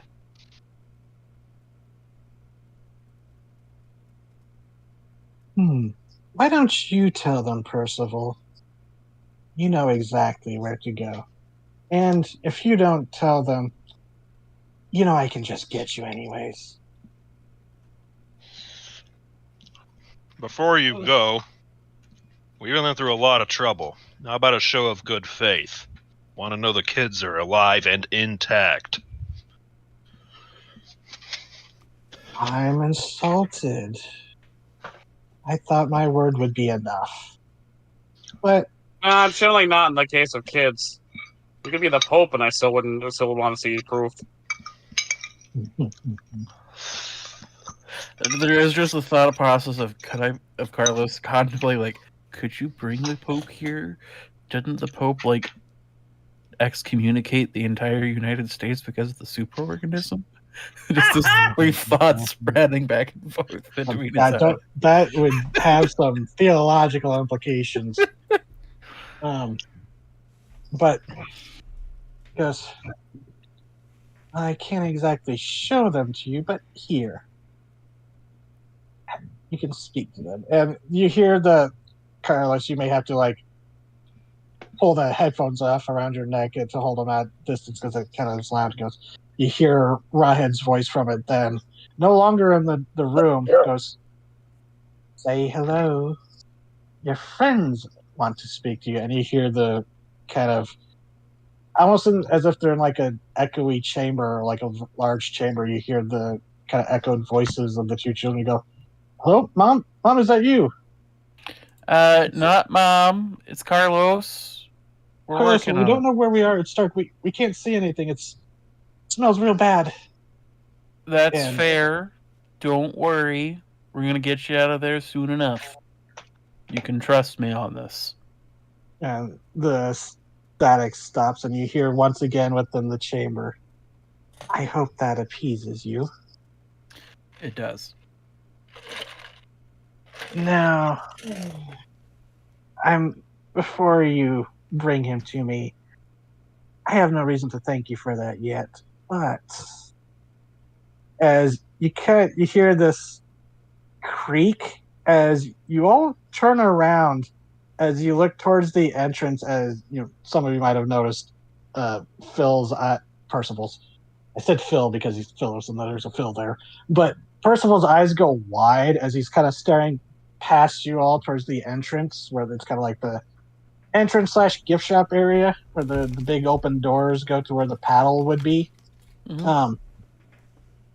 Kind of leaning down as if he's like stooping down to peer under the door. You see Rawhead himself standing there, just bright green eyes glowing in the dim as the thunder and rumbles and lightning flashes in the back behind him, as he's just framed behind the storm, partially filling the door frame.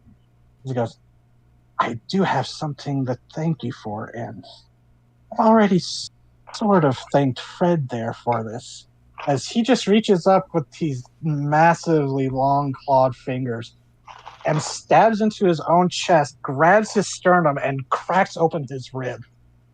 What the fuck? His rib cage, and you just, as if opening a door on a cabinet, and there's that.